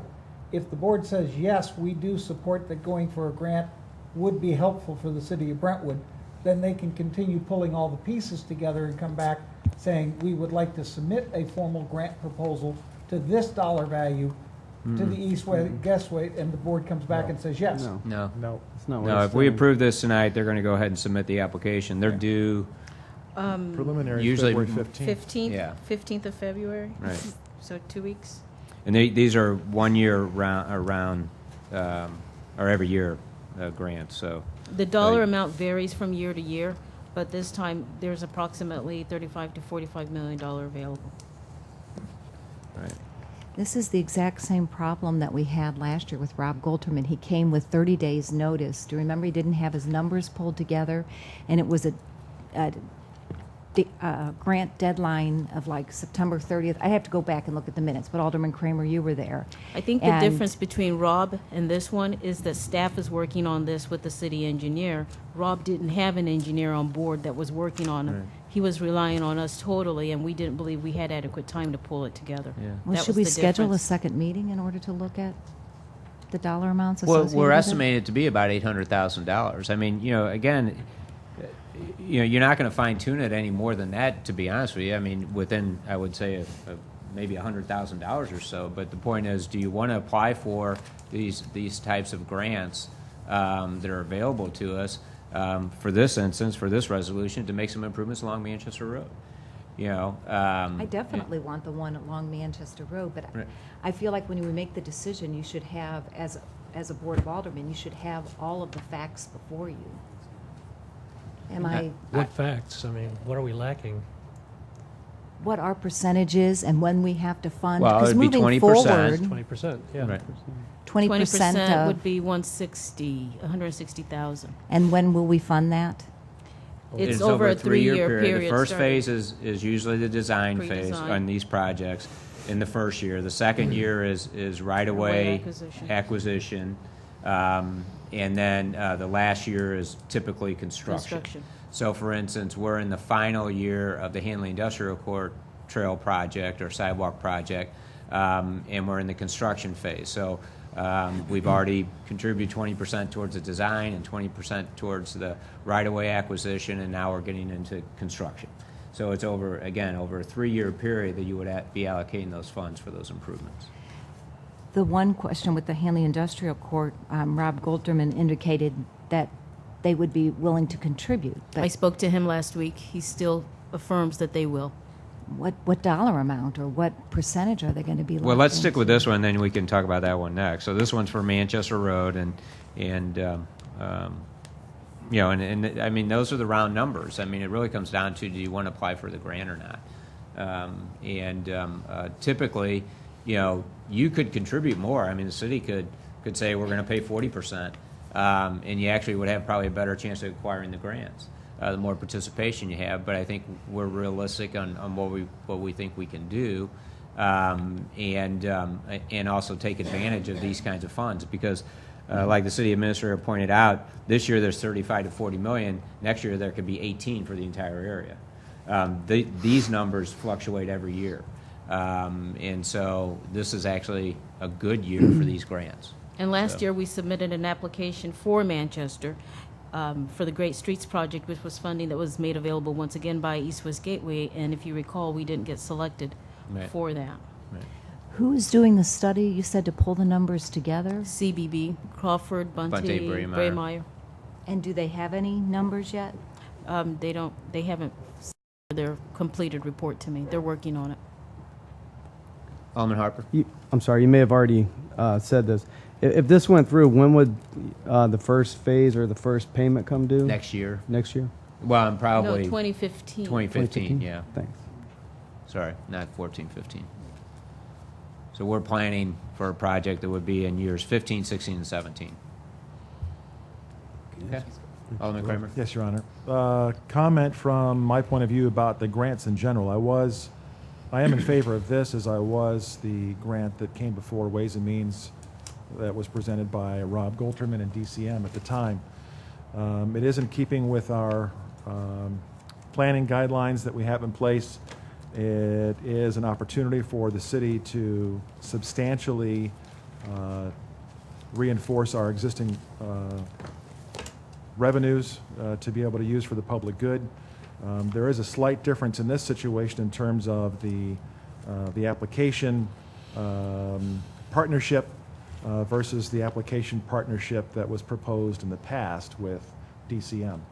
And I'm not saying that if we had had a different partnership in the past, it might have been more successful, but that's a possibility.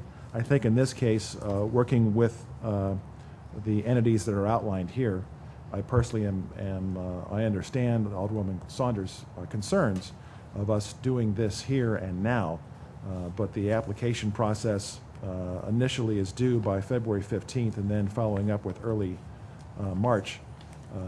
I think we're okay to begin the commitment for something like this. We've been talking about Manchester Road since a long time ago. I hear your concerns. I did have a chance to read through the information. I hear the replies tonight from our city administrator. I think we're okay. It's my own opinion. All right. Do we not know about these grant deadlines? Do they just all of a sudden come They up? just all of a sudden send us an email giving us notice. And that's when we put it on agenda or put it in my weekly report to the Board of Aldermen. These are typically Wow. due this time of year, but you never know how much money is going to be allocated. That's what the email you get, is that this amount is going to be available this year. Right. I think the good thing is once we have this in place, I hope we get selected. But if we don't, then it would just be bringing the same application forward next year if Right. there happens to be funding at that time again. Right. Okay. Approximately $57,000 and change per year and thereabouts. $57,000 of that to make up your 160. Well, it's not usually split 30, because like, again, Yeah. your design phase is a lot cheaper than your construction. Right. But, I mean, if you were going to break it down that way, it would be. But, again, typically, the majority of your expenses are in that It's last on the year. third year, Right. yeah. And where do we pull that from? What line item? do we- Capital. Capital improvement. Okay. Okay. Do we have a motion? I have a motion, I just need a second. Okay. Second is I thought we had a second. I wouldn't have discussion. Sorry. Okay. Motion is made by Alderman Kramer, second by Alderman Nguyen. Roll call, please.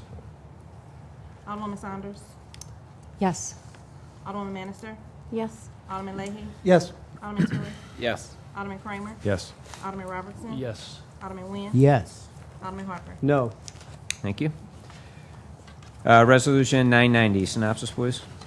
Yes, Your Honor. Resolution 990 is a resolution authorizing our city administrator to apply for a surface transportation grant and a congestion mitigation and air quality program grant, CMAQ, sponsored by East-West Gateway Council for a Hanley Industrial Court roadway. Improvements to the portion of Hanley Industrial Court roadway would bring much-needed pedestrian improvements to that area, experiencing heavy volume of pedestrian traffic. Okay. Any questions? Alderman Saunders? I just want to clarify, I voted yes for the Manchester one because there sorely needs improvement down there. But again, it's against my better judgment as far as not having all of our ducks in a row. But the Hanley Industrial, this one, we had the same situation, like I said, just a little ago, and they didn't have it together, and then they're saying they're going to commit money, and we don't have anything in writing. So this one here is completely unfinished, and we have 2 projects going on over there. And I don't think we've seen how the numbers fit into like our 5-year projections and where our capital account's going to be. We haven't put in our fund balance reserves. We haven't even determined what they were going to be or what we're going to set them at. So If there's one fund that's doing absolutely well, and we've met the fund balance that was submitted, the recommendation that was submitted by staff, it's the capital improvement fund. Your Honor, could... Alderman Kramer? Sorry. That's all right. Alderwoman Saunders, are you finished? Oh, I'm sorry. I'm finished. Okay. Sorry. Thank you.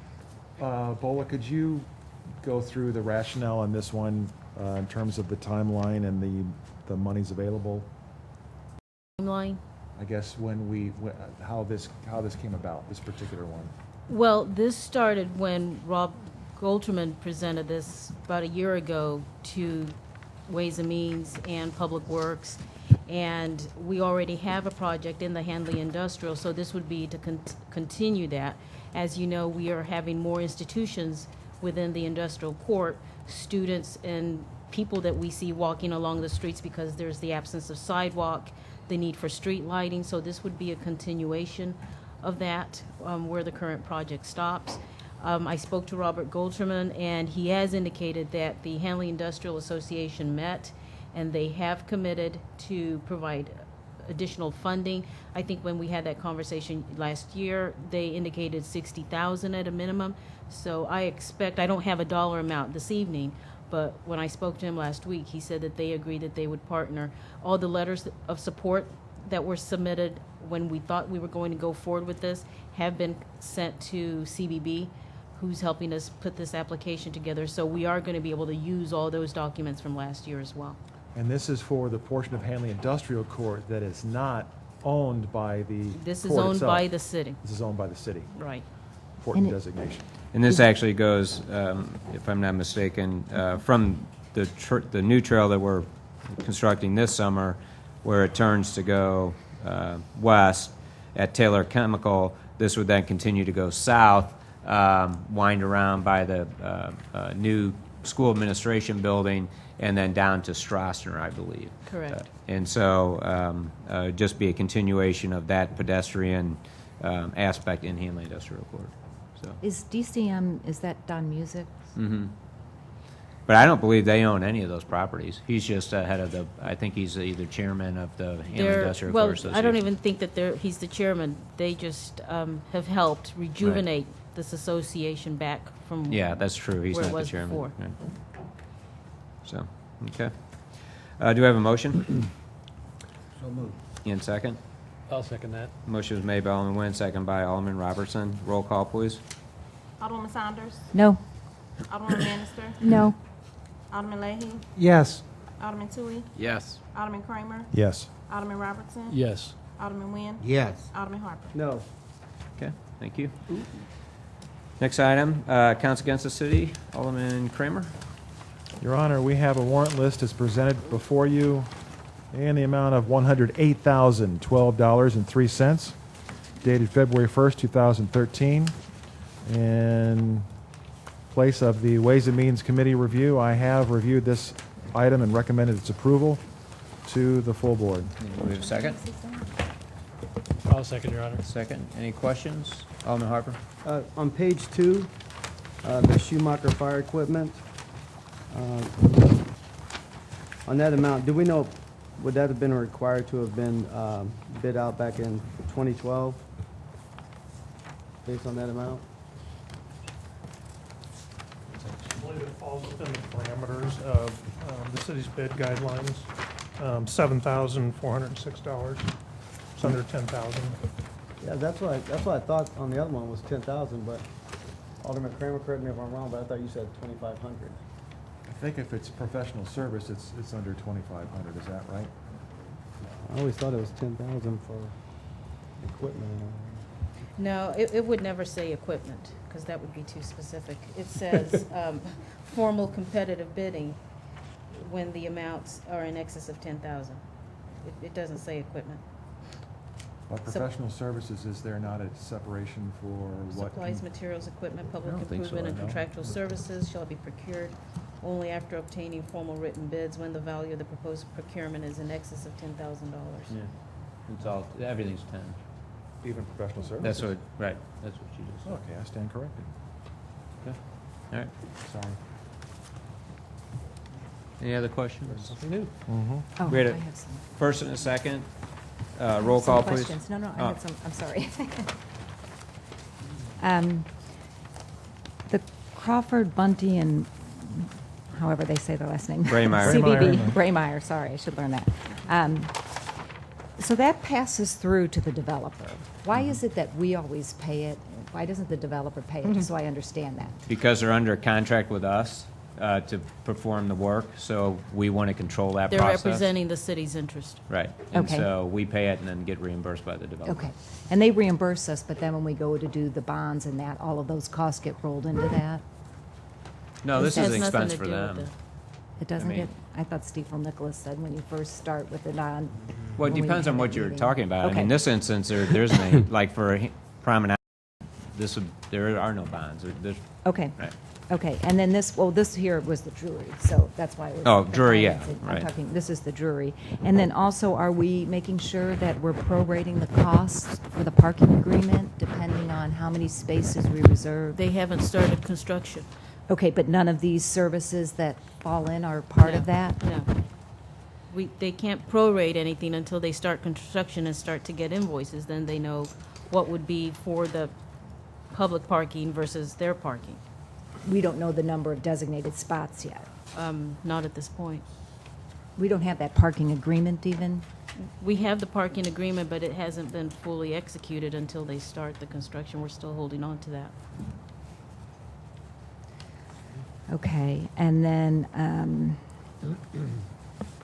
parking meeting, okay, developers, so. Okay, and then the same, I guess the CDG as far as the TDD, and then we pass those through too. But is there a reason, why doesn't the TDD do that now? Because we're not trying to control, right? I mean, you're actually saying that we're not a party of the TDD even. So why do we front the costs there? Which one is this? CDG, engineers, architects, and planners.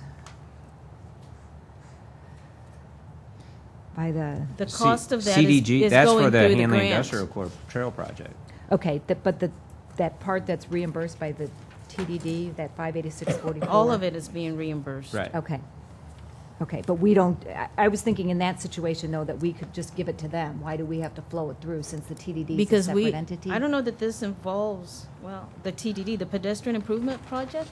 Oh, am I Am I reading looking at this the right wrong? one? It says Yeah. 20% reimbursed by, This is a federal grant, similar to the STP. Yeah, but it says there that it's being reimbursed by the Hanley Road Corridor TDD. Are they covering, I think they're actually funding our matching funds for that Oh, project. I see it. That's Yes. right.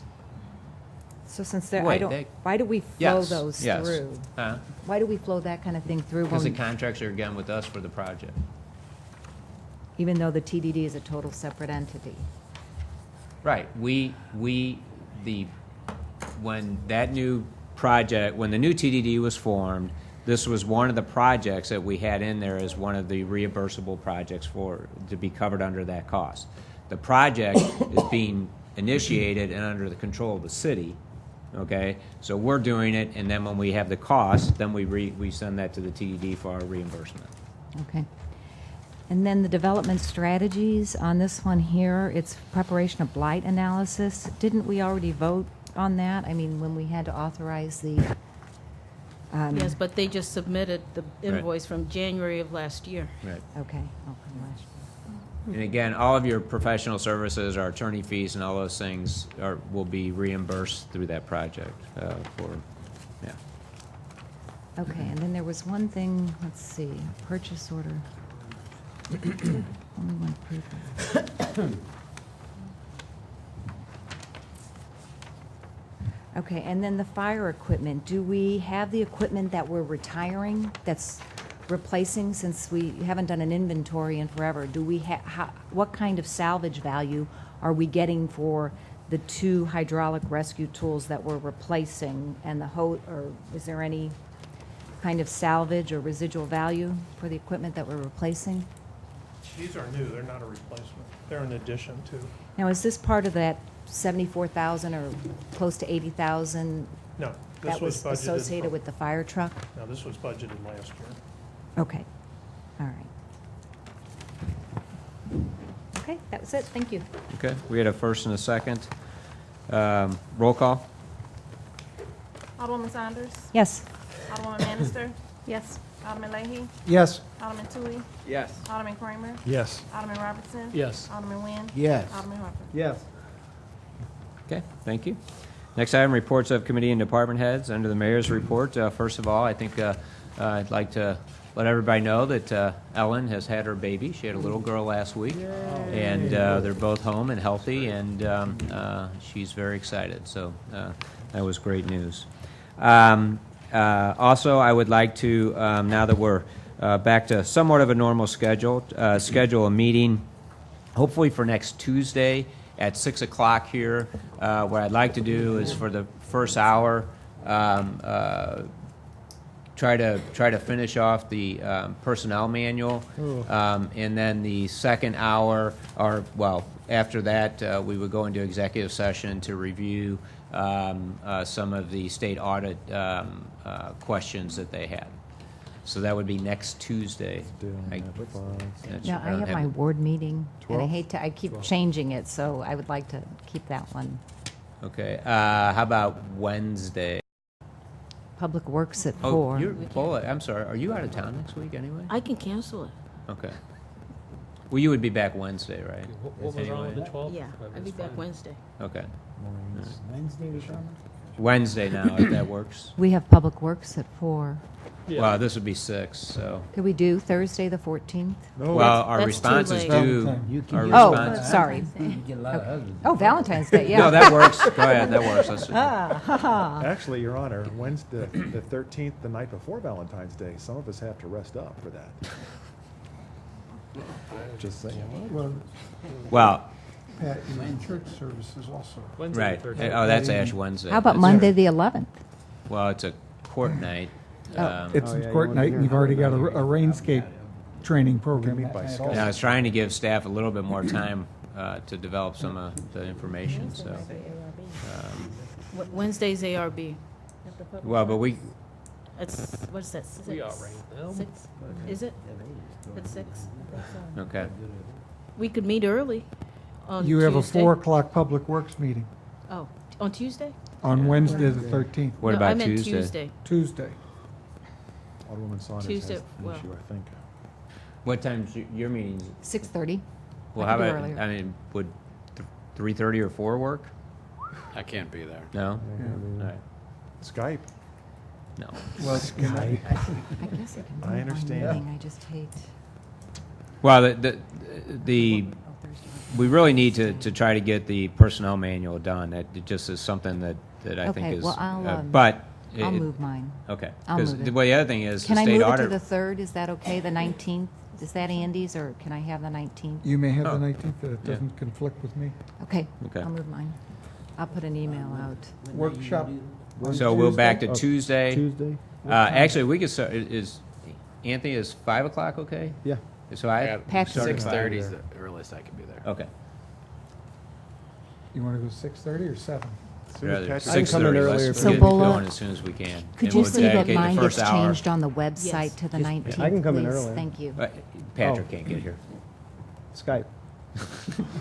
It's not going to work. All right, you're 30 seconds behind down there. I think we just said that. Are we Tuesday at 6:30? This is Right. the 12th? So 6:30 is the time? Yes. Yeah, So we're 6:30 going to work on the here. employee manual and then a For closed an session. hour, and then we'll go into closed session for the audit. Because unless we ask for an extension on that, that's actually due next Friday. Correct. Right. 15th, yeah. No, I think we should. We already asked All for right. one. Okay. I think, actually, that's all I have. So for the, okay, we will have an executive session tonight for legal and personnel matters. Next item, public safety. Anything further? No. Thank you. Public Works Committee? Nothing, Your Honor. And, Oh, I had a question for public safety. yes. The RFP for the fire truck was supposed to be on, and I know we've withdrawn it because we only got one bid. What did we learn from the other fire truck companies we called, and how are we going to modify? Are we modifying the bid? I have those responses, and I'll email them to the board immediately after this meeting. They were all consistent, even though by state law we are required to post our RFP in the St. Louis Countian. None of them looked at it. They say that a year before the department starts to work on putting their specs together, typically part of that process is determining the kind of truck that they want. And since we never talked to them during that time period, most likely we were not interested in the type of truck that they offered, so they didn't bother to check the Countian, and they never do check the Countian. I'm sure I'm pronouncing that wrong. Right. That typically they have a conversation with those respective municipalities to select the kind of bid. So our expectation that they would look into that paper and know and then respond, none of them seem to do that. So- I can understand. I can Yes, by understand. state law, that's where we're required to post. It's That's our the only legal place we posting. posted? It's our legal posting. It's the most common for that, but I think and I think this is the right thing to do, regardless, is we will actually mail them the proposals once we. They're right. saying that they'd be happy to look at it, but most Right. likely they probably will not respond to the bid. Right. The goal is to resubmit the bid and physically mail it out to different companies and get their responses to it. Like Bola said, most of them work on this for a year. They have a heads up for a year. We'll send them out and see what happens. The goal is to see if anybody's interested in bidding. I can understand though too, because like I liken it to me, because I don't understand, what's all on a fire truck. But like if you were purchasing a new car, you would go to several manufacturers and see what features and that they offer. And I can understand where they didn't know because we didn't contact them at all. We didn't contact any other manufacturers. It's not a usual course to contact them, and this time we're going to. We followed the ordinance per usual. It's not unusual that you don't contact all the manufacturers, but the second time around, we will send bid packets out to all of them individually. So are we going to go and look at their trucks though? Because won't we have to know like how they're We already know what those trucks consist of. okay from other Departments through Departments. research that we've conducted over the last year. okay. I have a question. Oh, I'm sorry. I'm sorry. Oh, I don't know if there's an order. Are there truck manufacturers at the firefighters conference that's held in Indianapolis in April? When the committee went there, were there other manufacturers that Oh, they spoke with absolutely. in regards to building that new truck and putting some specs together? And virtually all the national brands are there. So were they made aware that Brentwood was in the process of putting together Did they leave their specs card for, to purchase a fire truck? Not that I'm aware of, no. The guys were just there on a fact-finding mission. Alderman Lay. Okay. My apprehension is, yes, we put in the specs for what we want in the way of body type and style. If the city chooses to mail RFPs to specific companies, does that leave us open for company XYZ that says, hey, you never mailed it to me, so I got this slighted treatment versus preferred because you gave it to everybody else? We'll do the same. We'll post it once again Yeah. in the Countian Which is and the mail. requirement. Yeah, the requirement is, but by soliciting and mailing it to them, do we have something in our proposal that eliminates that's preferential treatment? No, I don't think it says that. Not necessary? No. Okay. No, and then, We again, just this go is, back to a one lot step of, above. you know, it kind of goes back to a preferred bidding list for the county. There's certain things they'll actually, you know, there's lists of contractors that they recommend, so you advertise it and then you send it to them. It's not, as long as you're doing the you know, advertising it for everybody, you can send it to whoever you want. And, you know, so that See, doesn't, In our line of work, that would be considered preferential treatment and would void the bid. well, And what I don't need is legal action coming back because some company said, well, you never gave me one, so you didn't treat me fair. And now we're fighting over procedures. I think that would be a question for Frank to answer. That's what I'm- Okay. I don't think there's any problem with that, and that's the purpose of the publishing, so that anybody who has an Okay. interest. Right. your The threshold. state of Missouri sends notices to me all the time for projects, but. right. which I don't That's what I'm answer. saying. They have preferred lists too. Oh, Ms. Saunders? Are we modifying or editing the RFP at all, or is it going to be worded exactly the same? Are you talking about the specs or the RFP? The RFP. The RFP will say the same thing. Essentially, the only thing that's going to change on it's the dates.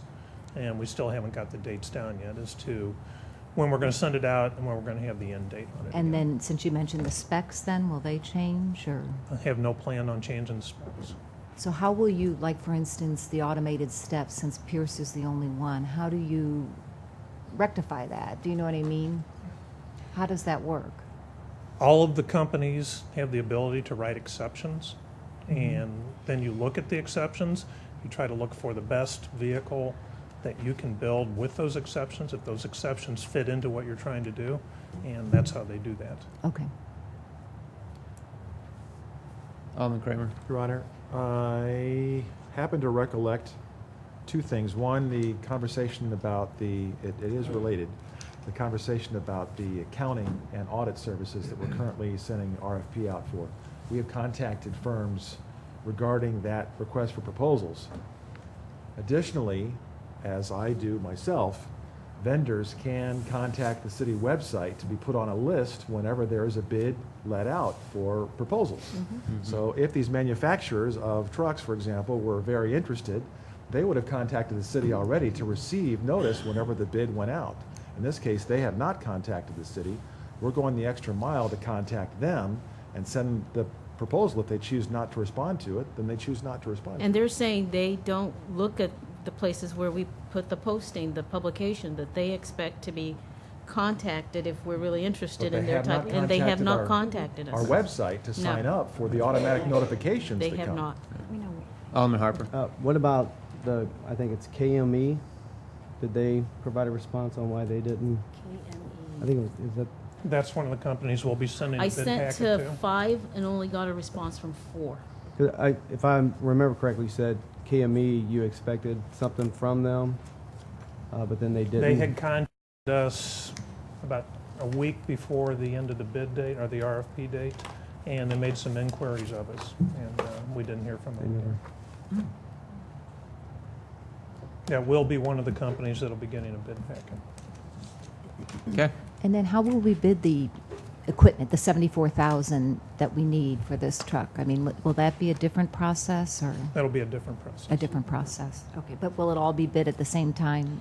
Well, not necessarily. Some of the items, not all the vendors carry. Okay. So we're going to have to look and break down that list to see what we can bid out as a whole, and then what we need to buy individually. Okay.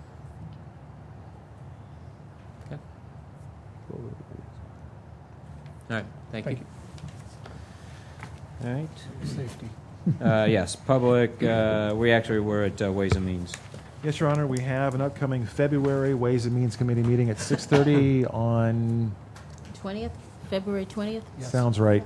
And I have submitted to city staff a proposal for 2013 meeting dates, subject to conflicts, and hopefully we'll have that out. We'll send that out. I haven't gotten We It's we haven't just gone to sent it out. staff, that. Okay.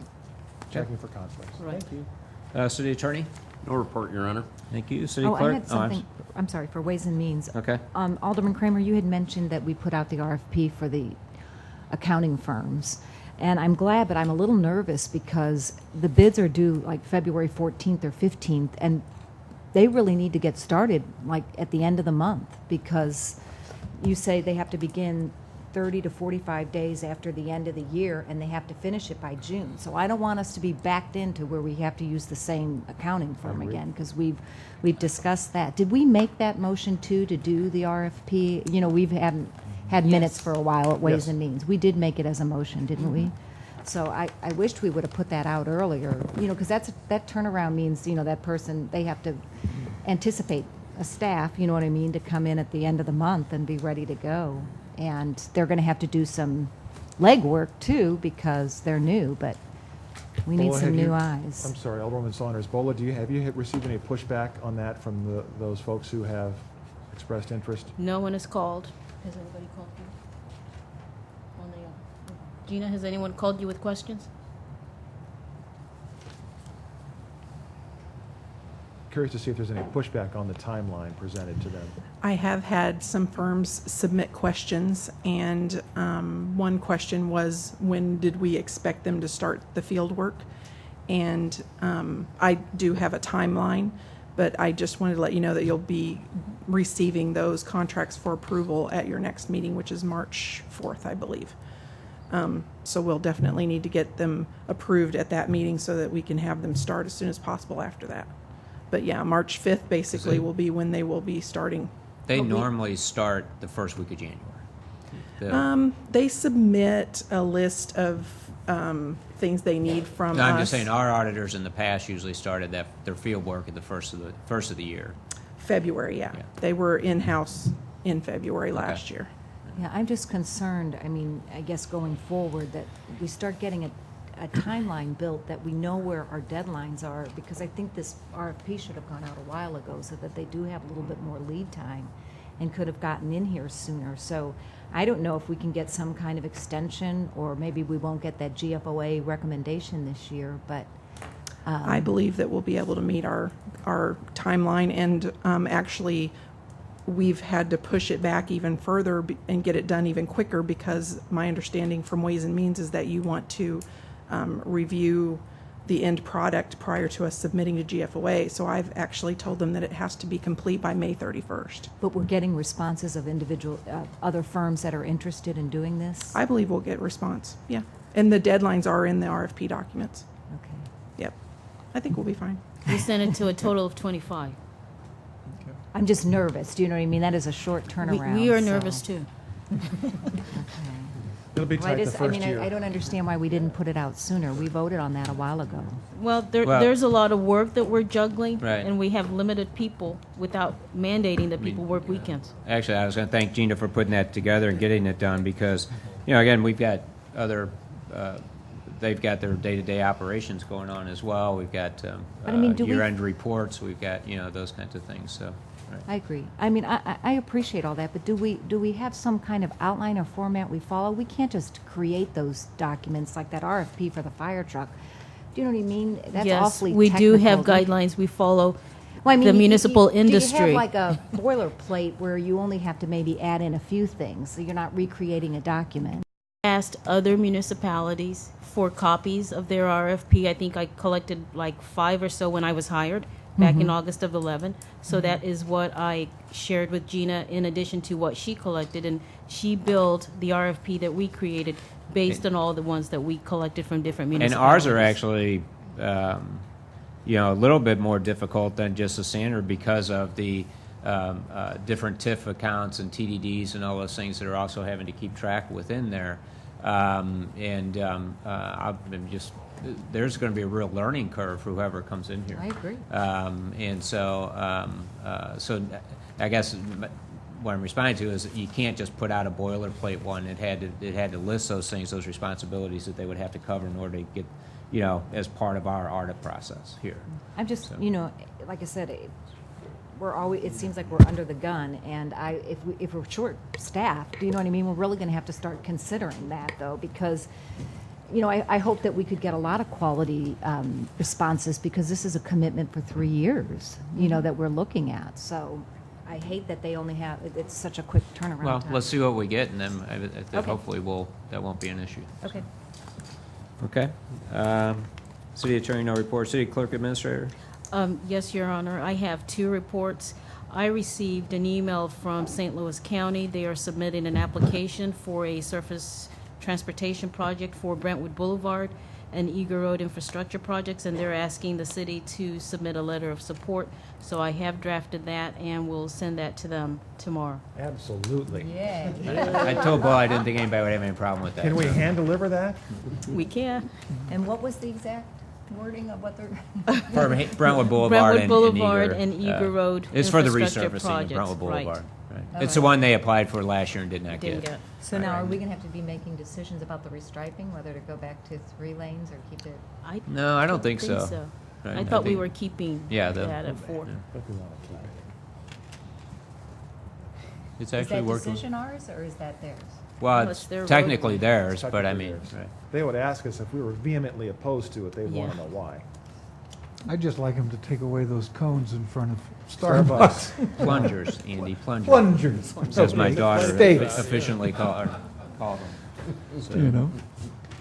The Second. second item, the city received a request from the Brentwood School Alumni Associations for a temporary sign permit for a trivia night to be held in March. They would like to put their banners up at the grassy area in front of Walgreens in Brentwood. And when we checked at our code, staff has no authority to grant a temporary sign permit for a nonprofit community-based organization. So what we're recommending is that the board give consideration to approval of this tonight while we work with Frank to change the code so that it's something that we can bring forward. Okay. Where's that again? I'm sorry. Just right in front Right of in front of Walgreens. They have a trivia Walgreens. night coming up. Right. Where Does we put anybody- our own banner for the. Yeah, well, we Fest. put this stuff for Madden The- Fest, right? right, So anybody have a yes. problem with that? Somebody want to make a motion? I'll make that motion. I'll second the motion. Okay. All in favor, say aye. Aye. All opposed, motion carries. Under that same idea, we had a request back in November or late last year. Mount Calvary had actually approached the city about putting a new sign out in front of the church, and they wanted to include a message board, electronic message board, as part of that sign. The St. Mary Magdalene Church they were actually turned down by the Board of Adjustment when they applied for a variance to do that. So they did go through that process. St. Mary Magdalene is also interested in doing that, and I just wondered if the board would want to send that to P&Z to really look at that and see if we wanted to change our ordinance with respect to message board signs. We've actually talked about it here at the city level about putting one in front of the rec center at one time for This building. or for it. Well, It was eventually, authorized. right? Yeah, and I think way back when those ordinances were made, signs were pretty ugly, and there were some places that really abused those electronic signs with glitter, flashing, and all these other things. But the new signage and the new uses of it, the technology is so much better than it used to be. You're seeing most municipalities now do allow them. Rock Hill, Shrewsbury uses one in front of City Hall. I think Webster does now as well. Clayton obviously has them. I just think it'd be something I'd like to have P&Z review and maybe come up with a recommendation to allow those types of signs. P&Z did review it in 2010 and turned down, and that was when Walgreens had also That's correct. initiated the petition. They would like to put an electronic sign Right. That's right. at their location. Well, That was the ag- last again, time I'm- that the city that's- reviewed it. Well, but I think, do we want to have them review it again? Because I think, And because there's a we lot took- of businesses and a lot of organizations that there has to be restrictions. For instance, with Walgreens, I know what a number of municipalities have done. They allow them to have a message board sign, but they can only change some of them. For instance, the restriction is they can only change the message twice a day. It's not like they have a rotating sign and they're flashing and all these other things. They're really using it for a message. So you can, there's ways of, I think, accomplishing what people want to do, within the code and that maybe weren't considered before. And that's why I think, I think it'd be a good idea to have P&Z look at that and review that process. So, Alderman Kramer. Yes, Your Honor. I was opposed to the Walgreens proposal before. I was opposed to other proposals. It's a very, very slippery slope. There are some wonderful backlit signage opportunities and designs out there that will accomplish very similar results without having the reader board. My only concern is that while I believe some of our non-profit entities in the city have well intentions, it would unfortunately set a precedent that we would have to potentially abide by with the commercial operators. And my personal comment is I'm fine with P&Z taking a look at it, but I would like them to take a look at their thoughts about it rather than approving it, so that there's no predisposition in that regard. Right. I totally respect the wishes. These are just my personal viewpoints. Good. Good. Well, I mean, does anybody have a problem with that if I ask P&Z to look at that and consider, some of the maybe look at what some of the other cities have done in order to approve those signs? Do it. Okay. All right. All right. Excise Commissioner. Sorry, George. Very patient. First of all, on behalf of the Brentwood High School Alumni Association, of which I am the president, I thank you for allowing us to put the sign up. And we are having the trivia night on March the 9th next month. Tonight we have two requests for liquor licenses. The first one is Immersed by Atlas. They're holding two events. One is on February the 13th and the other one on February the 28th. They're asking for a temporary for two celebrations, open houses that they're having. Okay. They have a motion? George, forgive me, but the application reads the 19th of I'm sorry, February. you're right, it's 19. Okay. Motion to approve it. In second? Second. Thank you. Roll call, please.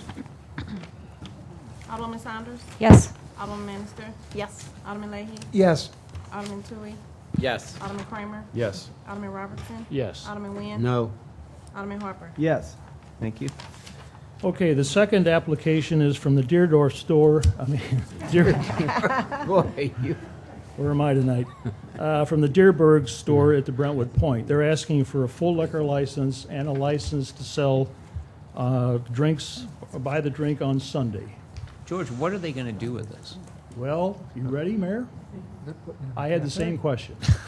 I went down there today and looked, and what they're doing is they're remodeling their wine section, their liquor department.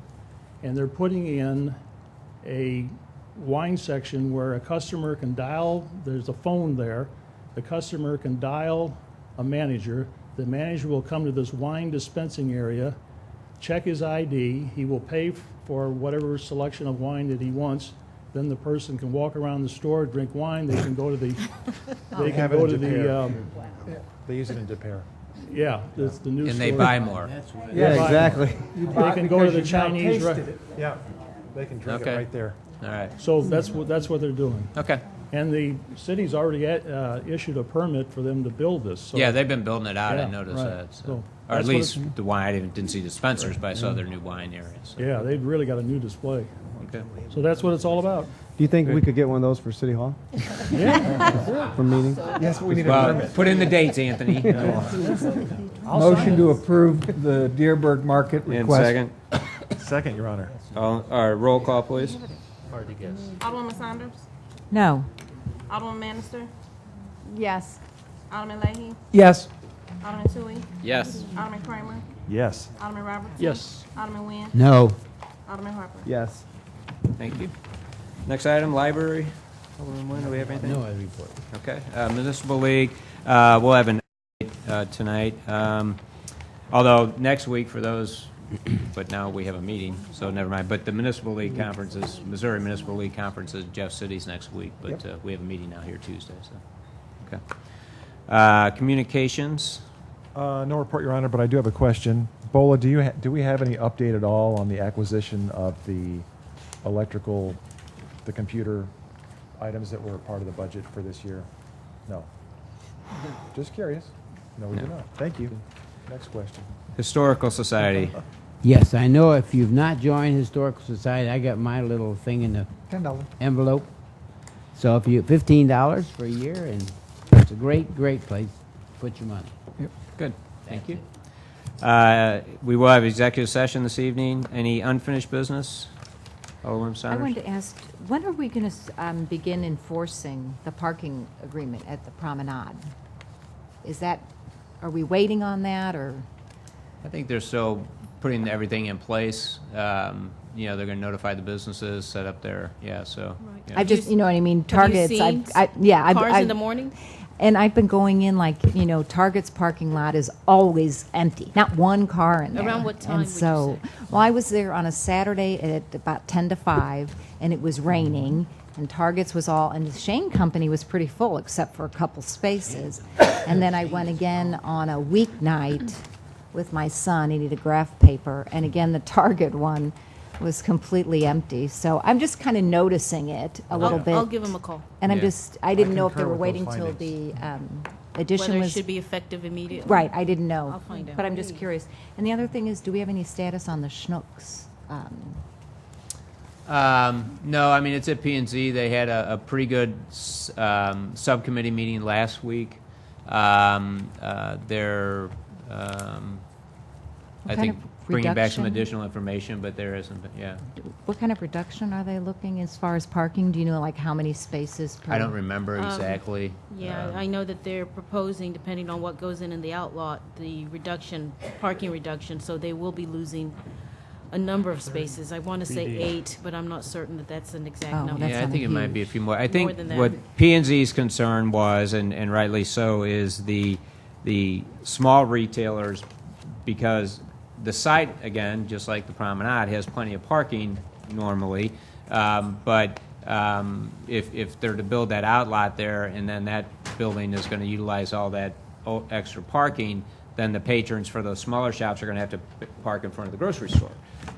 You know, so the concern is that you know, everybody will want those front spaces. So P&Z's concern was that they're accounting for the smaller retailers and how they, and it really is going to come down to the final design and how it lays out once they pick the size of the building and all that kind of stuff. So.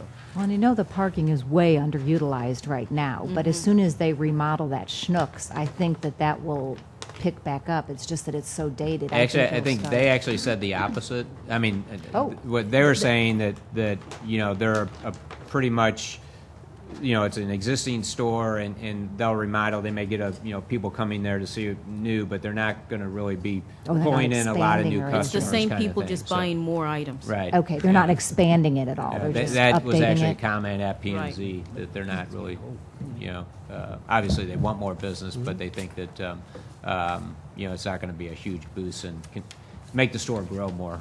So, okay. Any new business?